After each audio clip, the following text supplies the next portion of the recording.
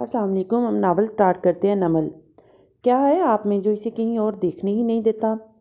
آبدار ہلکا سا مسکرائی، پھر آگے کو ہوئی اور حنا کی سادہ آنکھ چمکدار آنکھوں میں جھانکا۔ چھوٹی لڑکی، کیا تمہیں ہاشم پہ کرش ہے؟ حنین اسی طرح اسے دیکھے گئی، بولی کچھ نہیں، البتہ اس کے رخسار گلابی ہوئے تھے۔ ہاشم کو متاثر کرنے کے لیے سامنے والے میں کلاس ہونی چاہیے۔ وہ پیچھے کو ٹیک لگاتے ہوئے خبردار کرنے کے اسے انداز میں گویا ہوئی۔ خوبصورتی ہونی چاہیے، متاثر کن سٹائل ہونا چاہیے، ذہانت اور اعتماد ہونا چاہیے۔ ایسی لڑکی جو اس کی کوہنی تھام کر جب چلے تو ایک دنیا اس کو دیکھے۔ وہ ڈھیروں دولت اور جاہ کی مالک ہو، اس کا اعلیٰ خاندان ہو، وہ شہزادیوں جیسی ہو، وہ کیریئر وومن ہو، بڑے بڑے میدان مارے ہوں اس نے، سیمینارز اور ورکشاپس میں تقریر کرتی ہو تو ایک دنیا اس سے متاثر ہوتی ہو۔ اس سے کم پہ وہ کبھی راضی نہیں ہوتا۔ شاہین اپنی جوانی میں ایسی ہی تھی اور آپ بھی ایسی ہی ہیں۔ وہ اسے تکتے ہوئے بے خودی کے عالم میں بولی تھی۔ آبدار نزاکت سے مسکرائی۔ میں تمہارا دل نہیں توڑنا چاہتی، مگر تم ایسی بالکل بھی نہیں ہو۔ وہ تمہیں کبھی نہیں چاہے گا، وہ ہر کسی کو نہیں چاہ لیتا۔ حنین ہلکا سا مسکرائی۔ مجھے اس کی خواہش بھی نہیں ہے، میرے لیے یہی کافی ہے۔ مجھ سے فارس غازی محبت کرتے ہیں اور وہ ہر کسی سے محبت نہیں کر لیتے۔ بڑے جتن کرنے پڑتے ہیں ان کی محبت، دوستی اور اعتماد جیتنے کے لیے۔ وہ مجھے اپنی ٹیم کہتے ہیں۔ میں اداس بیٹھی ہوں تو محسوس کر لیتے ہیں، اور میں خوش بیٹھی ہوں تو میری خوشی ہمیشہ بانٹتے ہیں۔ مجھے ایسی باتیں بھی بتا دیتے ہیں جو زمر کو نہیں بتاتے۔ میں خوش ہوں کہ میرے پاس زیادہ اچھے محبت کرنے والے ہیں۔ آبدار کی مسکراہٹ پھیکی پڑ گئی تھی، مگر اس نے لاپرواہی سے شانے اچکائے۔ تم ان کی بھانجی ہو، یہ نیچرل ہے۔ آپ یہ کہہ رہی ہیں کہ میرے اندر محبت لینے والی کوئی خوبی نہیں ہے؟ میرا تم سے کیا مقابلہ ہے؟ وہ مسکرا دی اور پھر شانے اچکائے۔ عجیب ادائے بے نیازی تھی۔ تو پھر مجھے وہ ثبوت نہیں دیں گی آپ؟ حنین پلیٹ پرے دھکیل کر ٹیشو سے ہاتھ اور لب صاف کرتے ہوئے بولی۔ آبدار نے مسکرا کر نفی میں گردن ہلائی۔ فارس غازی سے کہو اگر وہ اسے چاہیے تو مجھ سے خود آ کر لے لے، میں دے دوں گی، مگر صرف اسی کو۔ تم میرے پیر بھی چھوؤ تو میں تمہیں نہیں دوں گی۔ آپ کی مرضی، ورنہ میں تو آپ کے پیر چھونے والی تھی۔ حنین مایوسی سے اٹھ کھڑی ہوئی اور پرس کندھے پہ لٹکایا۔ کھانا اچھا تھا مگر اتنا اچھا نہیں تھا۔ اٹالین میں دیسی ٹچ آ رہا تھا۔ بل آپ ادا کر دیجیے گا، میں تو ویسے بھی کسی قابل نہیں۔ اور کندھے اچکا کر مڑ گئی۔ آبدار نے سر جھٹکا۔ اس کی نظروں نے دور جاتی حنین کا آخر تک پیچھا کیا تھا۔ پتہ نہیں کیوں آخری باتوں میں طنز سا محسوس ہوا تھا۔ بل پے کرنے کے بعد اس نے کریڈٹ کارڈ واپس رکھنے کے لیے پرس کھولا تو ایک دم ٹھٹک گئی۔ اوپر کا سانس اوپر اور نیچے کا نیچے رہ گیا۔ پرس کی اندرونی زپ کھلی تھی اور وہ خفیہ جیب خالی تھی۔ وہ خفیہ جیب جس میں اس نے وہ ٹائی پن ڈرائیو رکھی تھی، کدھر گئی؟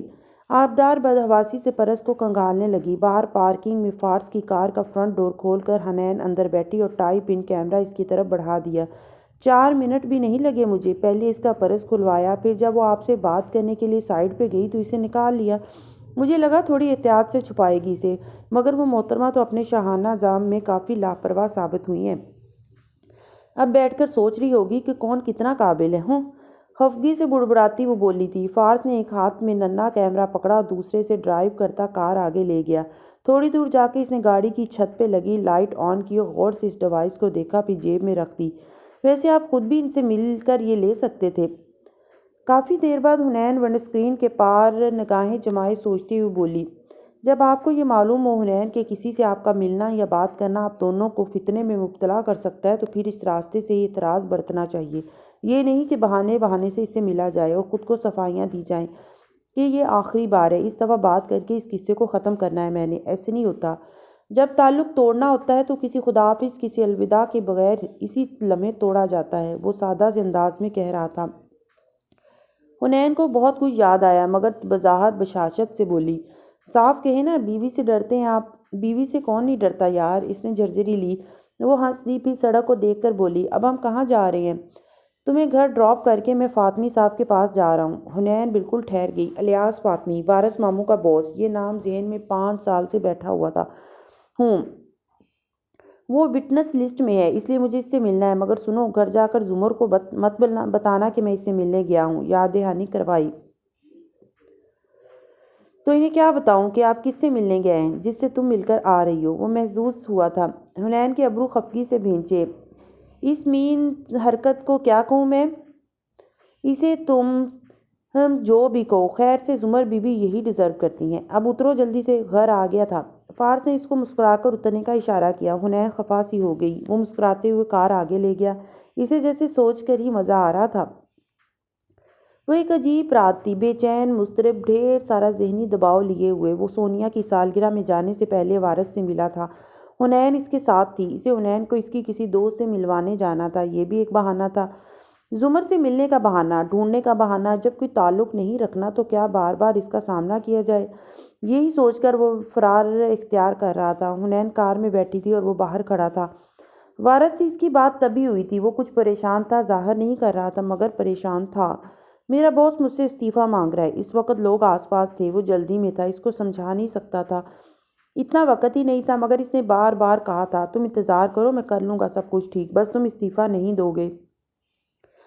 آخری دفعہ جو اس نے وارث کا چہرہ دیکھا اس پہ ایک تسلی سی تھی، سخت پریشانی کے درمیان مہم سی تسلی، ایک مان اعتبار سا تھا کہ فارس سنبھال لے گا۔ اور وارث سر کو اس بات میں خم دیتے ہوئے اپنی کار کی طرف مڑ گیا تھا۔ یہ وہ آخری دفعہ تھا جب اس نے اس کا چہرہ دیکھا تھا، زندہ چہرہ۔ وہ حنین کو ہوٹل لے آیا۔ اس کی دوست سے پے در پہ سوالات کرتے ہوئے بھی اسے مسلسل کوفت ہو رہی تھی۔ ذہنی طور پہ وہ پیچھے تھا، وارث کے مسئلے میں اٹکا تھا۔ سالگرہ کی تقریب میں واپس آ کر بھی ویسے ہی الجھا ہوا تھا۔ زرتاشا کو ہاشم نے کچھ کہہ دیا تھا، وہ اس پہ خفا ہو رہی تھی۔ فارس کا کھولتا دماغ مزید ابلنے لگا تھا۔ اسے خود بھی نہیں یاد اس رات اس نے کس کس کو جھڑکا تھا۔ علیشا، حنین، زرتاشا، ہاشم، سارا غصہ، چڑچڑاپن اس لیے تھا کہ وہ وارث سے نہیں مل سکا تھا، اسے ٹھیک سے سمجھا نہیں سکا تھا۔ زرتاشا آف موڈ کے ساتھ سوئی تھی۔ وہ مسلسل وارث کو کال کر رہا تھا مگر اس کا فون آف تھا۔ اس رات وہ نہیں سویا، بالکنی میں بیٹھا رہا تھا، پیر لمبے کر کے میز پہ رکھے وہ سوچے جا رہا تھا۔ سامنے ہاشم کے کمرے میں ایک لیمپ آن تھا، پردوں کی جری سے صاف دکھائی دیتا تھا۔ ہاشم بھی صوفے پہ لمبے پیر کر کے بیٹھا سگریٹ پھونک رہا تھا۔ اس کی آنکھیں سرخ تھیں اور وہ کسی اور ہی حالت میں لگتا تھا۔ فارس پھر بالکنی میں ٹہلنے لگا، دائیں سے بائیں، بائیں سے دائیں۔ وہ بے چین تھا، جانے کون سی چیز اسے سکون نہیں لینے دے رہی تھی۔ دل خراب تھا، دماغ بھی ٹھیک نہیں تھا، کیا کرے، کس سے کہے۔ وہ عجیب بھاری رات تھی، گویا دل پہ کوئی بھاری سل پڑی ہو، جس کو اٹھائے تو کیسے اٹھائے، گرائے تو کیسے گرائے، کوئی سیرا ہاتھ نہ آتا تھا۔ صبح صادق ابھی ٹھیک سے طلوع بھی نہیں ہوئی تھی جب اس نے بنا کچھ کھائے پیے، حتیٰ کہ منہ دھوئے بغیر چابی اٹھائی اور باہر نکل گیا۔ اسے وارث سے ملنا تھا، جلد از جلد، کہیں دیر نہ ہو جائے، کہیں کچھ ہو نہ جائے۔ عجیب سے وہمیں آتے تھے ذہن میں، مگر وارث اپنے ہاسٹل کے کمرے میں نہیں تھا، صرف اس کا جسم تھا، پنکھے سے جھولتا۔ وہ بھاگا اور اس کے پیر پکڑ لیے، گردن کو سہارا دیا، مگر یہ گردن ٹوٹے کئی گھنٹے بیت چکے تھے، وہ اب نہیں رہا تھا۔ اگلے چند دن یوں گزرے گویا آنکھوں کے سامنے لال دھند سی چھائی ہو۔ عجب کرب تھا، عجب درد تھا۔ پہلے دن وہ صدمے سے چپ رہا تھا، وارث کی بیٹیوں کو روتے دیکھتا رہا، ویران آنکھوں سے سب دیکھتا رہا، ویران دل سے سنتا رہا۔ پھر جب وہ وارث کی بیٹی کے ساتھ اس کی قبر کے سامنے بیٹھا تو اس روز سارے احساسات جاگنے لگے تھے۔ غم پہ غصہ غالب آنے لگا تھا، اتنا کہ لگتا تھا دل پھٹ جائے گا۔ تب اس نے عہد کیا تھا، قسم کھائی تھی کہ وہ انتقام لے گا۔ شاید تب وہ انتقام کو انصاف کے مترادف سمجھتا تھا۔ وہ ضرور اپنے بھائی کے خونیوں کو کیفر کردار تک پہنچائے گا، اس کا عہد تھا خود سے۔ وہ جتنا وہ اس بارے میں سوچتا تھا، ازلی غصہ اود آتا تھا، دل چاہتا تھا ساری دنیا کو تہس نہس کر دے، جلا کر راکھ کر دے۔ کوئی راستہ کوئی دکھائی نہ دیتا تھا۔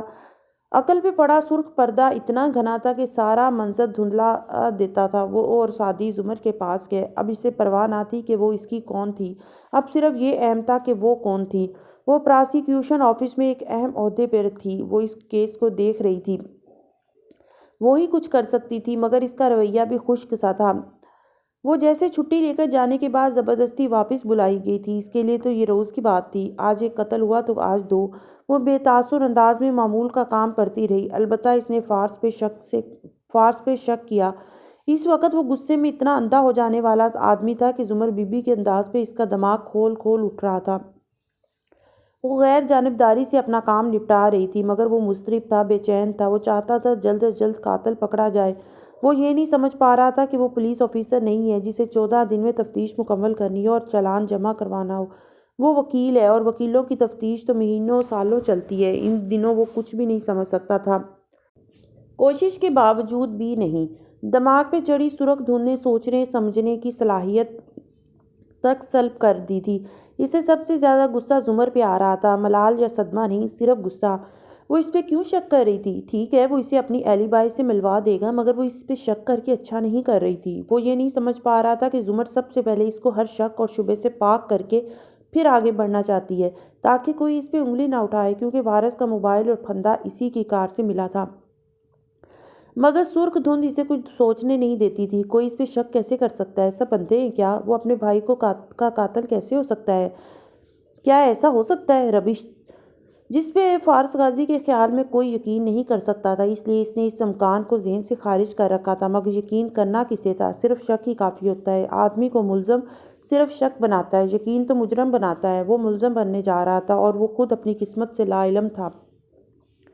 سارا دھیان صرف ایک چیز میں اٹکا تھا، وارث کا باس الیاس فاطمی۔ صرف وہی جانتا ہے کہ وارث کو کس نے اور کیوں مارا ہے۔ الیاس فاطمی اپنی اسٹڈی میں بیٹھا تھا۔ کمپیوٹر کے سامنے فائلوں کا انبار لگا پڑا تھا، جس کے صفحات کا وہ اسکرین پہ نظر آتے ہندسوں سے موازنہ کر رہا تھا۔ اسٹڈی میں سفید بتیاں جلی تھیں، کھڑکی کے بلائنڈز بند تھے، پیچھے ریکس پہ ترتیب سے رکھی کتابیں نظر آ رہی تھیں۔ وہ اینک لگائے کام میں بری طرح منہمک تھا، مگر اس آواز نے اسے چونکا دیا تھا۔ کوئی آہٹ سی تھی شاید۔ وہ چونک کر آگے پیچھے دیکھنے لگا، پھر اینک اتار کر فائل پہ دھری اور کرسی سے اٹھا۔ احتیاط سے ادھر ادھر دیکھتا باہر آیا۔ راہداری اور سیڑھیاں نیم روشن تھیں، سارا گھر خاموش تھا، گہرے سناٹے میں ڈوبا تھا۔ لاؤنج، کچن، لابی، اس نے باری باری ہر جگہ دیکھی، دروازوں کے لاکس اور کھڑکیوں کے بولٹس چیک کیے، سب مقفل اور پرسکون تھا۔ وہ سر جھٹکتا واپس اسٹڈی میں داخل ہوا، دروازہ بند کیا اور جیسے ہی گھوما اس کا دل اچھل کر حلق میں آ گیا۔ سامنے اس کی کرسی پہ وہ بیٹھا تھا، پیر لمبے کر کے اس کی اسٹڈی ٹیبل پہ رکھے تھے، یوں کہ جوگرز فائلوں کو چھو رہے تھے، اور ٹیک لگائے بازوؤں کا تکیہ بنا کر گردن کے پیچھے رکھا ہوا تھا۔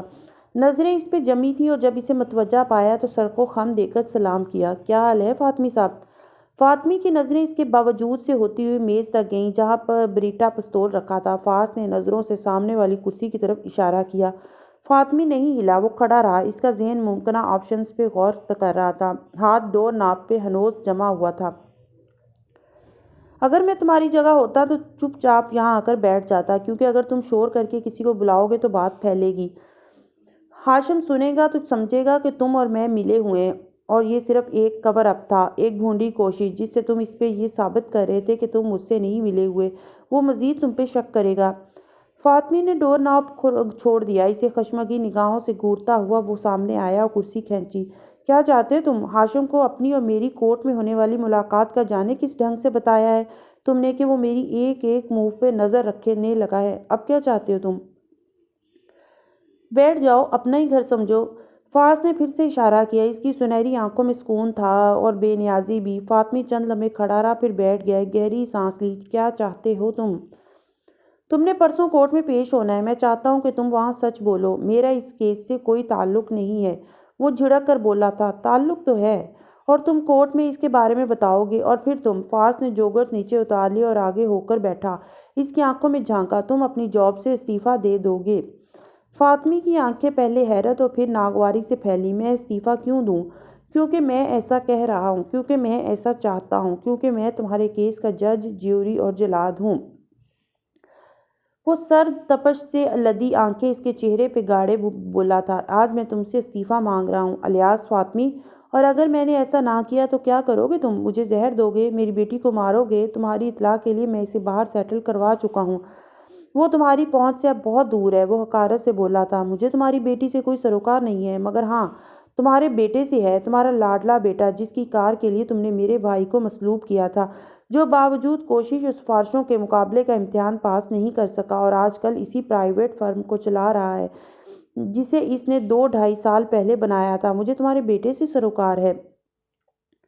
کیا کرو گے تم میرے بیٹے کا؟ وہ چونکا تھا مگر ڈرا نہیں۔ سمپل، میں اس کے کمرے میں اسے پنکھے سے لٹکا کر اس کی گردن توڑ دوں گا۔ جان کے بدلے جان، گردن کے بدلے گردن، اب فیصلہ تم نے کرنا ہے۔ پستول اٹھا کر جیب میں اٹھ کھڑا ہوا، ایک لمحے کے لیے بھی الیاس فاطمی سے نظریں نہیں ہٹائیں۔ تم ایسا نہیں کرو گے، میرے بیٹے کا کوئی قصور نہیں ہے، وہ بے تابی سے بولا، مگر ڈرا اب بھی نہیں تھا۔ میں نے کہا نا، فیصلہ تمہیں کرنا ہے۔ عدالت میں سچ بولو، ورنہ تمہیں تمہارے لاڈلے بیٹے کی لاش بہت جلد پنکھے سے جھولتی ملے گی۔ پھر ہاتھ ماتھے تک لے جا کر سلام کیا، پھر ملتے ہیں۔ اور دروازے کی طرف بڑھ گیا۔ چند لمحے بعد ویسا ہی سناٹا چھا گیا۔ الیاس فاطمی اسی طرح بیٹھا رہا۔ اس کے چہرے پہ غصہ بھی تھا اور تفکر بھی، مگر خوف نہیں تھا۔ اسے معلوم تھا کہ اسے کیا کرنا ہے۔ فارس اسی ہاؤسنگ سوسائٹی کی تاریک سٹریٹ میں قدم اٹھاتا آگے بڑھ رہا تھا جب جیب میں رکھا فون تھرتھرایا۔ اس نے چلتے چلتے اسے نکالا۔ اسکرین دیکھ کر لب مسکرا اٹھے۔ اس نے فون کان سے لگایا۔ جی حکم، کہاں ہو؟ خفا خفا سا پوچھا گیا۔ اسی کے ساتھ ہوں، مسکراہٹ دبا کر بولا۔ زمر خاموش ہو گئی، پھر لہجہ سرسری سا بنایا۔ پھر پوچھنا تھا کہ بڑا اچھا ریسٹورنٹ ہے۔ پہلے بھی آیا ہوں میں آج، مگر آج زیادہ خوبصورت لگ رہا ہے، پتہ نہیں کیوں۔ ہاں، تم کیا کہہ رہی تھی؟ زمر نے ضبط سے گہری سانس لی۔ میں تم سے پوچھ رہی تھی کہ تمہاری بلو والی شرٹ، یار ویسے بہت اچھا کھانا ہے ادھر کا، اور یہ کینڈلز بھی بہت اچھی ہیں، یا شاید میرا موڈ اچھا ہے، پتہ نہیں کیوں میں کافی انجوائے کر رہا ہوں۔ فارس، اس نے بامشکل ابلتے غصے کے اوپر بند باندھا۔ کل کے لیے تمہارے کون سے کپڑے استری کروانے، اگر تم بتا دو تمہیں صداقت کو، تم ایسے ہی اس لڑکی کو اتنا غلط سمجھتی ہو۔ ایک معصوم سی خواہش تھی اس کی یہاں کھانا کھانے کی، اور وہ میں نے پوری کر دی۔ اس نے تمہیں وہ ثبوت دیا یا نہیں؟ وہ تیزی سے بولی۔ اوہ، وہ تمہیں بھول گیا؟ اصل میں باتوں میں اتنا مگن ہو گیا تھا کہ تم… زمر کا بس نہیں چل رہا تھا اس کو فون کے اندر سے ہی شوٹ کر دے۔ تم نہ آج رات گھر نہ آنا، مطلب اجازت دے رہی ہو اس کے گھر رکنے کی؟ سادگی سے پوچھا تھا۔ زمر نے آنکھیں میچ کر کنپٹی سے ہلائی، پھر آنکھیں کھولی اور تیکھے لہجے میں گویا ہوئی۔ تمہارے کپڑے اب میں کوئی استری وستری نہیں کروا رہی، خود کرنا ہو۔ اور فون کھٹ سے رکھ دیا۔ اس کا چہرہ تمتما رہا تھا اور تنفس تیز تیز چل رہا تھا۔ 2 نمبر آدمی۔ اگلی صبح شہر پہ اتری تو ایسی گرم اور حبس آلود کہ گویا پتھروں کو بھی پگھلا دے۔ مقامی چھٹی کی وجہ سے سارا کو آفس نہیں جانا تھا۔ وہ یوں ہی سستی سے بستر پہ لیٹی رہی، اے سی بھی بند نہیں کیا۔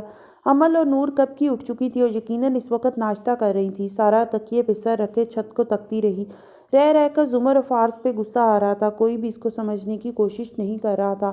سب خود غرض بنے ہوئے تھے۔ وہ اپنی ہی سوچوں میں ڈوبی، کبھی خفگی سے کسی دور غیر مرئی نقطے کو دیکھتی، کبھی سر جھٹکتی۔ اسے ساری دنیا سے شکایتیں ہو رہی تھی۔ وہ سست سی صبح قریبی شہروں پہ بھی طلوع ہو رہی تھی، البتہ پشاور کے جس پلازے پہ سورج اس وقت اپنی ساری حدت برسا رہا تھا، اس میں موجود لوگ کہیں سے بھی سست نہیں لگتے تھے۔ زیر تعمیر پلازہ کے سیمٹ زدہ ستون اور پے در پہ منزلوں پہ لگے مٹی اور بجری کے ڈھیر سے ایک طرف نظر ڈالو تو ایک بلائی منزل پہ ہاشم کاردار کھڑا دکھائی دیتا تھا۔ وہ پلازے کے ایک وسیع اور عریض ہال کے دہانے پہ کھڑا تھا، جس کی کھڑکی کی جگہ خلا تھا۔ ابھی 4 دیواری دروازے کھڑکیاں تعمیر نہیں ہوئے تھے، صرف ڈھانچہ سا ستونوں کے ذریعے کھڑا تھا، اور اس وسیع خلا سے گویا نیچے سارا شہر نہ دکھائی دیتا تھا۔ ہاشم نیچے نظر آتے منظر سے بے نیاز برہم موڈ میں کھڑا تھا۔ نیوی بلو کوٹ پہنے، بال جیل سے جمائے، وہ ماتھے پہ بل لیے سامنے والے شخص کو گھور رہا تھا، جو کان کھجاتے ہوئے کہہ رہا تھا، یہ آپ سے کس نے کہا کہ ہم آپ پہ اعتماد نہیں کرتے یا آپ کا متبادل ڈھونڈ رہے ہیں؟ لوگ باتیں کر رہے ہیں۔ وہ دانت پہ دانت جما کر بولا تھا۔ کاردار صاحب، ایسا کچھ نہیں ہے، ہمیں آپ کے ساتھ ہی کام کرنا ہے۔ ہاں یہ ٹھیک ہے، اس سعدی یوسف ٹرائل سے آپ کی پوزیشن خراب ہوئی ہے، لیکن ہم آپ کے دوست ہیں، آپ کو مشکل سے نکالنے کے لیے ہر ممکن تعاون کریں گے، تو پھر ٹھیک ہے۔ وہ سنجیدگی سے بولا تھا، مجھے اس لڑکے سعدی یوسف کو دہشت گرد ثابت کرنا ہے۔ اس کی سب سے بڑی کوالٹی یہ ہے کہ وہ صرف تھرکول کا انجینئر نہیں تھا، وہ ایک راکٹ سائنسدان تھا، جس کا مطلب یہ ہے کہ وہ میزائل ٹیکنالوجی کے معاملے میں بہت اچھا ہے۔ ایسے لوگ ماچس کی ڈبی سے بھی بم بنا سکتے ہیں۔ مجھے اس کو ٹی ٹی پی کا بم میکر ثابت کرنا ہے، اور آپ کو میری مدد کرنی ہوگی۔ ہو جائے گا ثابت، آپ فکر ہی نہ کریں۔ آپ بتائیں کہ آپ کو ہم سے کیا چاہیے؟ وہ پوری ذمہ داری سے اسے یقین دلا رہا تھا۔ سینکڑوں میل دور اسلام آباد میں سارا اپنے کمرے سے بے دلی سے نکلی تھی۔ بالوں کو جوڑے میں باندھا اور پیروں کو نرم فر کے بنے چپلوں میں گھسیٹتی وہ سست روی سے ڈائننگ ٹیبل تک آئی۔ ذکیہ بیگم پچھلے چند دنوں سے کسی فوتگی کے باعث گاؤں گئی ہوئی تھی۔ آج کل میں واپسی تھی، ان کے بغیر گھر اداس لگتا تھا۔ ملازمہ اسے دیکھتی ناشتہ پوچھنے لگی، بچوں نے ناشتہ کر لیا؟ وہ پھلوں کی ٹوکری سے مطلوبہ پھل ڈھونڈتے ہوئے بولی تھی، جی کر لیا تھا۔ ابھی کہاں ہیں؟ باہر لان میں کھیل رہی ہیں۔ اتنی گرمی میں کون سا کھیل کھیل رہی ہیں؟ ویسے تو سارا دن موبائل اور ٹیبلٹ ہوتے ہیں ہاتھ میں، جاؤ ان کو اندر لے کر آؤ۔ وہ خفا ہوئی تو ملازمہ فوراً باہر بھاگی۔ سارا سیل فون پہ انگلی نیچے پھیرتی ای میلز دیکھنے لگی۔ دوسرے ہاتھ میں سیب تھا جسے وہ کھا رہی تھی۔ تبھی ملازمہ دوڑتی ہوئی آئی۔ ڈاکٹر صاحبہ، ڈاکٹر صاحبہ! سارا نے چونک کر چہرہ اٹھایا۔ وحشت زدہ بکھلائی ہوئی ملازمہ ہانپتی کانپتی اس کی طرف آ رہی تھی۔ سارا کا دل جیسے کسی نے مٹھی میں لے لیا۔ سارے وامے، سارے ڈر درست ثابت ہونے والے تھے۔ بچیاں باہر نہیں ہیں، چوکیدار کہہ رہا ہے۔ وہ ذرا دیر کو باتھ روم گیا تھا، پھر واپس آیا تو بچے نہیں نظر آئے۔ اس نے سمجھا اندر چلی گئی ہیں۔ سیب، سیل فون، ہر شے اس کے ہاتھ سے پھسلی تھی۔ وہ اسی طرح باہر بھاگی۔ اس کا چہرہ سفید پڑ رہا تھا اور سانس رک رک کر آ رہی تھی۔ لان ویران پڑا تھا، برآمدہ خالی تھا۔ پورچ میں کھڑا چوکیدار افسوس سے ہاتھ مل رہا تھا اور اس کے ہاتھ میں کچھ تھا بھی صحیح۔ سارا حواس باختہ سی اس کی طرف بھاگی۔ کہاں ہے امل و نور؟ آواز گٹی گٹی سی نکلی تھی۔ وہ پاگلوں کی طرح آگے پیچھے دیکھ رہی تھی۔ مجھے تو پتہ ہی نہیں چلا بیگم صاحبہ، یہ دیکھیں، یہ گیٹ کے اندر پڑا ملا ہے۔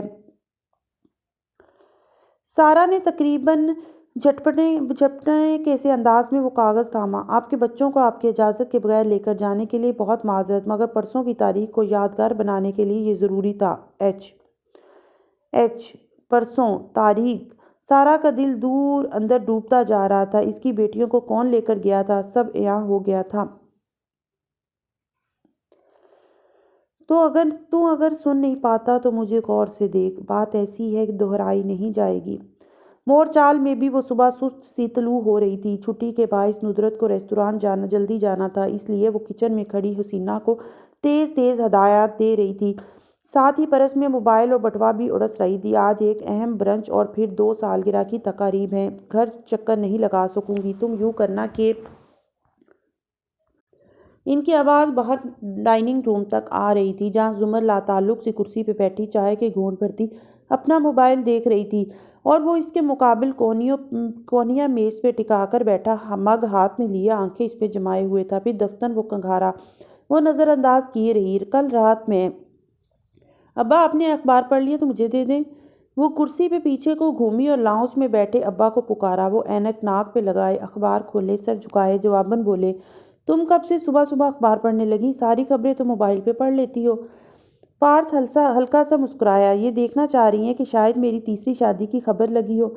جہاں زمر نے مڑ کر اسے گھورا وہاں ابا نے بھی نظریں اٹھا کر اسے دیکھا۔ فارس کی مسکراہٹ سمٹ گئی۔ مذاق کر رہا تھا اور ذرا رخ موڑ کر چائے پینے لگا۔ سارا خاندان ہی دفتن اس کا سیل فون بجنے لگا۔ اس نے عام سے انداز میں موبائل اٹھایا، پھر ذرا ٹھہرا۔ سارا کا فون ہے، ہلکا سا بڑبڑایا۔ زمر چونک کر اسے دیکھنے لگی۔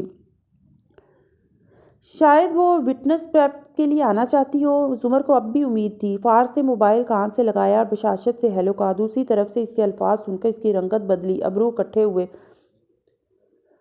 چونک کر زمر کو دیکھا، پھر جی کرتا اٹھ کھڑا ہوا، کمرے کی جانب بڑھ گیا۔ کسی انہونی کا احساس تھا یا کیا؟ زمر اس کے پیچھے لپکی۔ جب تک وہ اندر آئی وہ فون رکھ چکا تھا اور والیٹ اور چابیاں اٹھا رہا تھا۔ چہرے پہ شدید پریشانی تھی۔ کیا ہوا؟ فارس چند لمحے اسے دیکھتا رہا، پھر دبی آواز میں بولا، وارث کی بیٹیاں، صبح صبح کوئی ان کو لے گیا ہے۔ سارا بہت رو رہی ہے، ہمیں ان کے پاس جانا ہوگا۔ او میرے اللہ!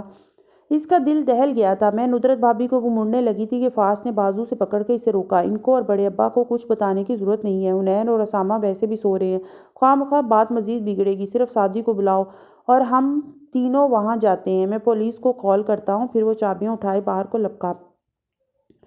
دوپہر کا سورج آگ برسا کر نہیں تھک رہا تھا، گویا سب کے دل اندر تک جلا ڈالے تھے۔ لاؤنج میں صرف سارا کے رونے کی آواز آ رہی تھی۔ ذکیہ بیگم مسلسل اسے چپ کرانے کی کوشش کر رہی تھی، مگر وہ روئے جا رہی تھی۔ زمر سامنے مغموم سی بیٹھی تھی اور سعدی بالکل خاموش، سر جھکائے ہوئے تھا۔ وہ سارا سے نظریں تک نہیں ملا پا رہا تھا۔ دفتن فارس موبائل جیب میں رکھتا اندر داخل ہوا۔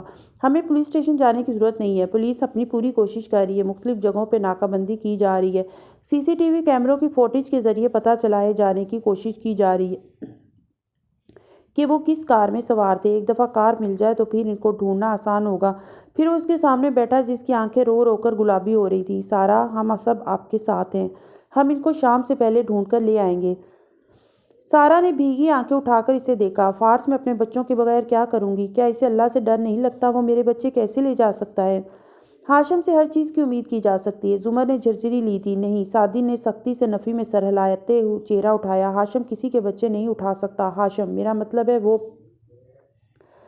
چھوٹے بچوں کو اس سب میں انوالو نہیں کرے گا۔ تمہیں اب بھی ہاشم سے امید ہے؟ زمر نے بے یقینی سے اسے دیکھا۔ وہ بچوں کو یتیم کر سکتا ہے، دوسروں کی بہنوں کو استعمال کر سکتا ہے، کسی کے بچے کو ہسپتال سے اغوا کر سکتا ہے، مگر ہاں، وہ بچوں کو اٹھوا نہیں سکتا۔ پتہ نہیں۔ سعدی نے سر جھٹکا۔ اس نے نوٹ پہ اپنے نام کا حرف سائن کیا ہے سعدی، سارا روتے ہوئے بولی تھی۔ وہ نوٹ پرنٹڈ ہے، ہم اس سے کچھ ثابت نہیں کر سکتے، مگر وہ کسی سے نہیں ڈرتا۔ پھر اس نے فارس کو دیکھا۔ پلیز میرے بچے واپس لا دو مجھے، کچھ کرو فارس، میں آپ سے کہہ رہا ہوں نا سارا، وہ شام سے پہلے گھر ہوں گے، آپ تھوڑا سا حوصلہ کریں۔ وہ اسے مسلسل تسلی دے رہا تھا۔ سعدی اٹھ کر ایک دم باہر نکل گیا۔ زمر چند لمحے بعد اس کے پیچھے گئی۔ وہ برآمدے میں رکھی کرسی پہ بیٹھا دور آسمان کو دیکھتا کچھ سوچ رہا تھا۔ وہ بہت اداس لگتا تھا، جیسے اس کا بہت کچھ سورج کی حدت میں بھاپ بن کر اڑ گیا ہو، کھو دیا گیا ہو۔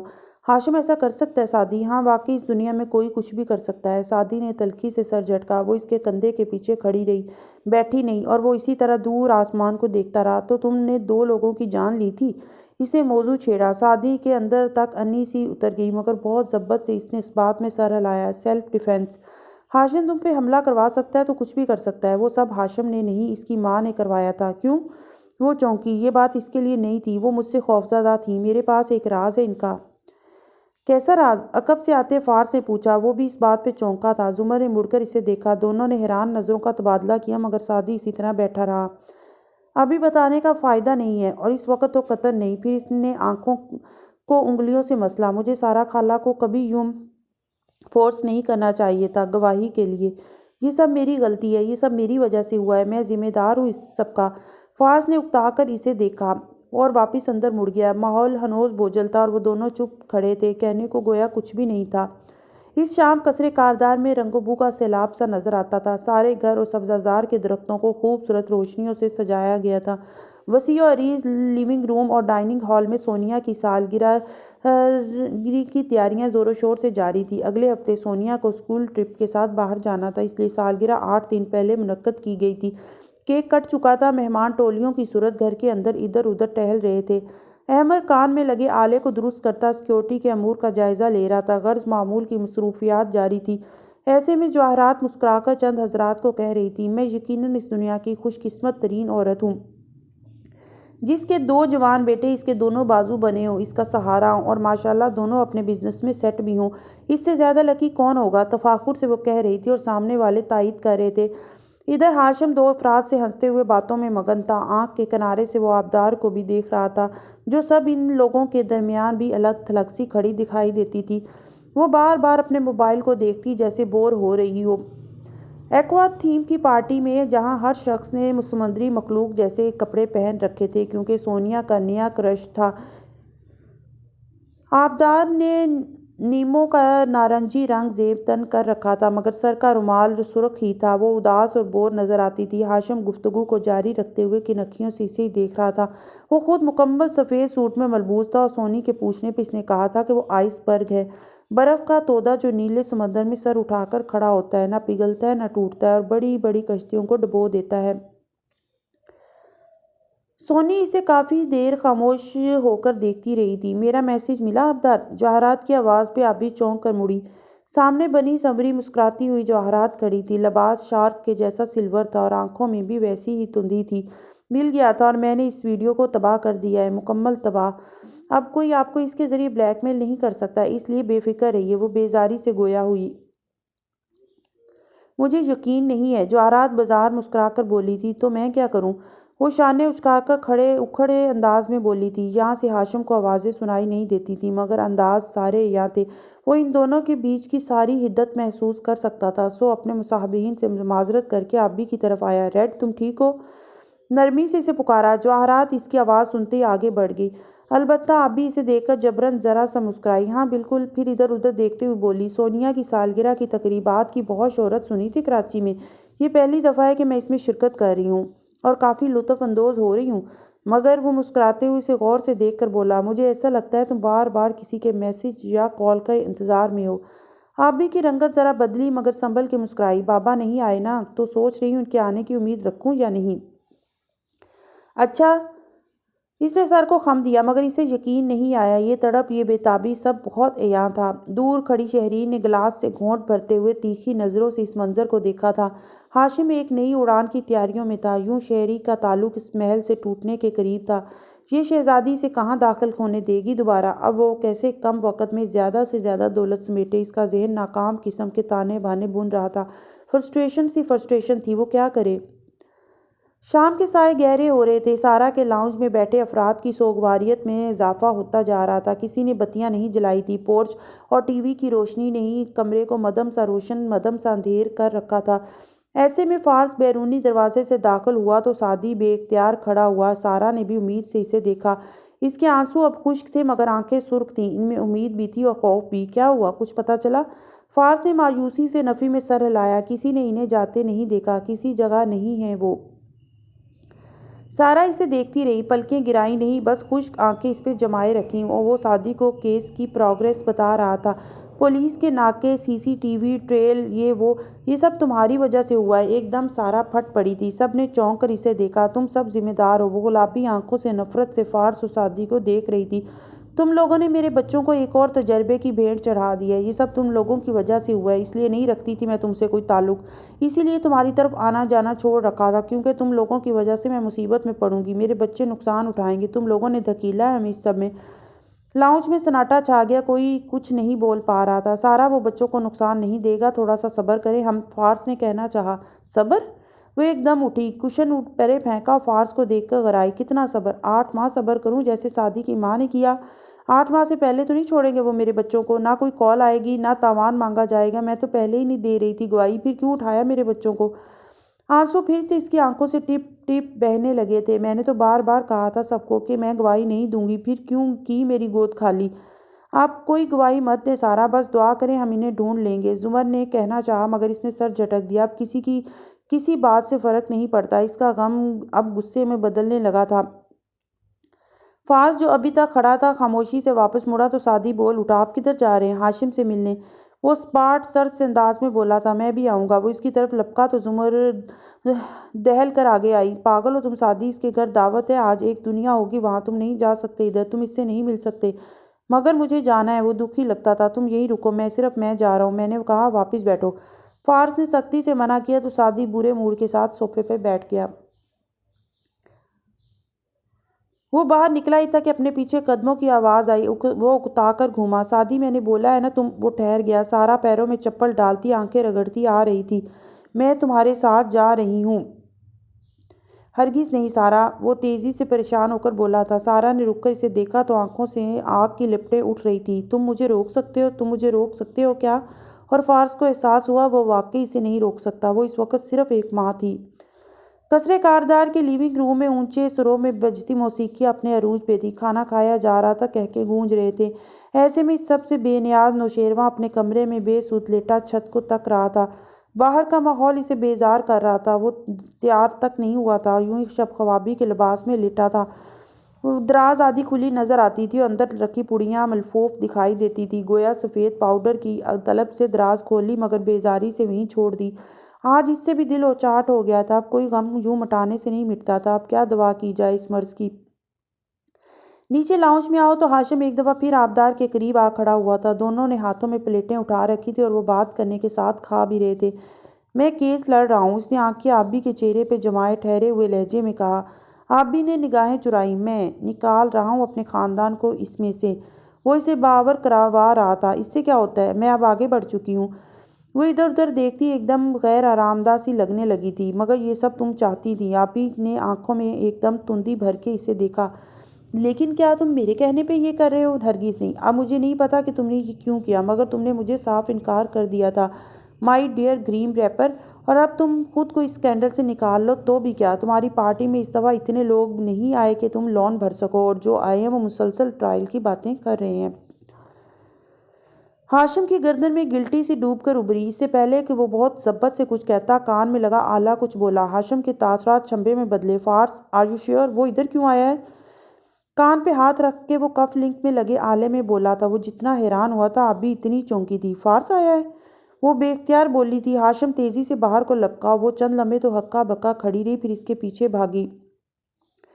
گیٹ کے باہر نیچے کو جاتی سڑک پہ کار کھڑی تھی اور وہ 2 افراد دروازے کے ساتھ کھڑے نظر آ رہے تھے۔ ان کے گرد آدھا درجن گارڈ چوکنے سے کھڑے تھے، گویا ادھر وہ کوئی حرکت کریں ادھر وہ انہیں شوٹ کر دیں۔ ہاشم تیز قدموں سے چلتا داخلی چوکی تک آیا۔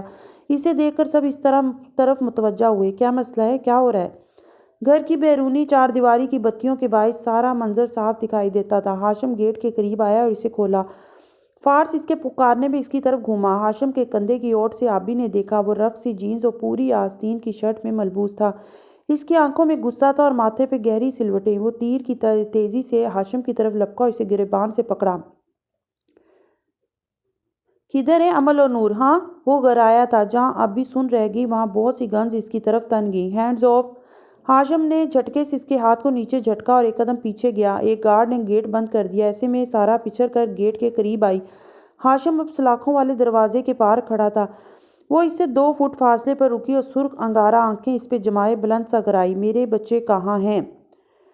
ہاشم نے کالر جھاڑتے ایک نظر اسے دیکھا، دوسری اپنے کندھے کے پیچھے کھڑی حیران سی آبدار پہ ڈالی، پھر چہرے پہ برہمی لاتے ہوئے بولا، مجھے نہیں پتا آپ کیا کہہ رہی ہیں۔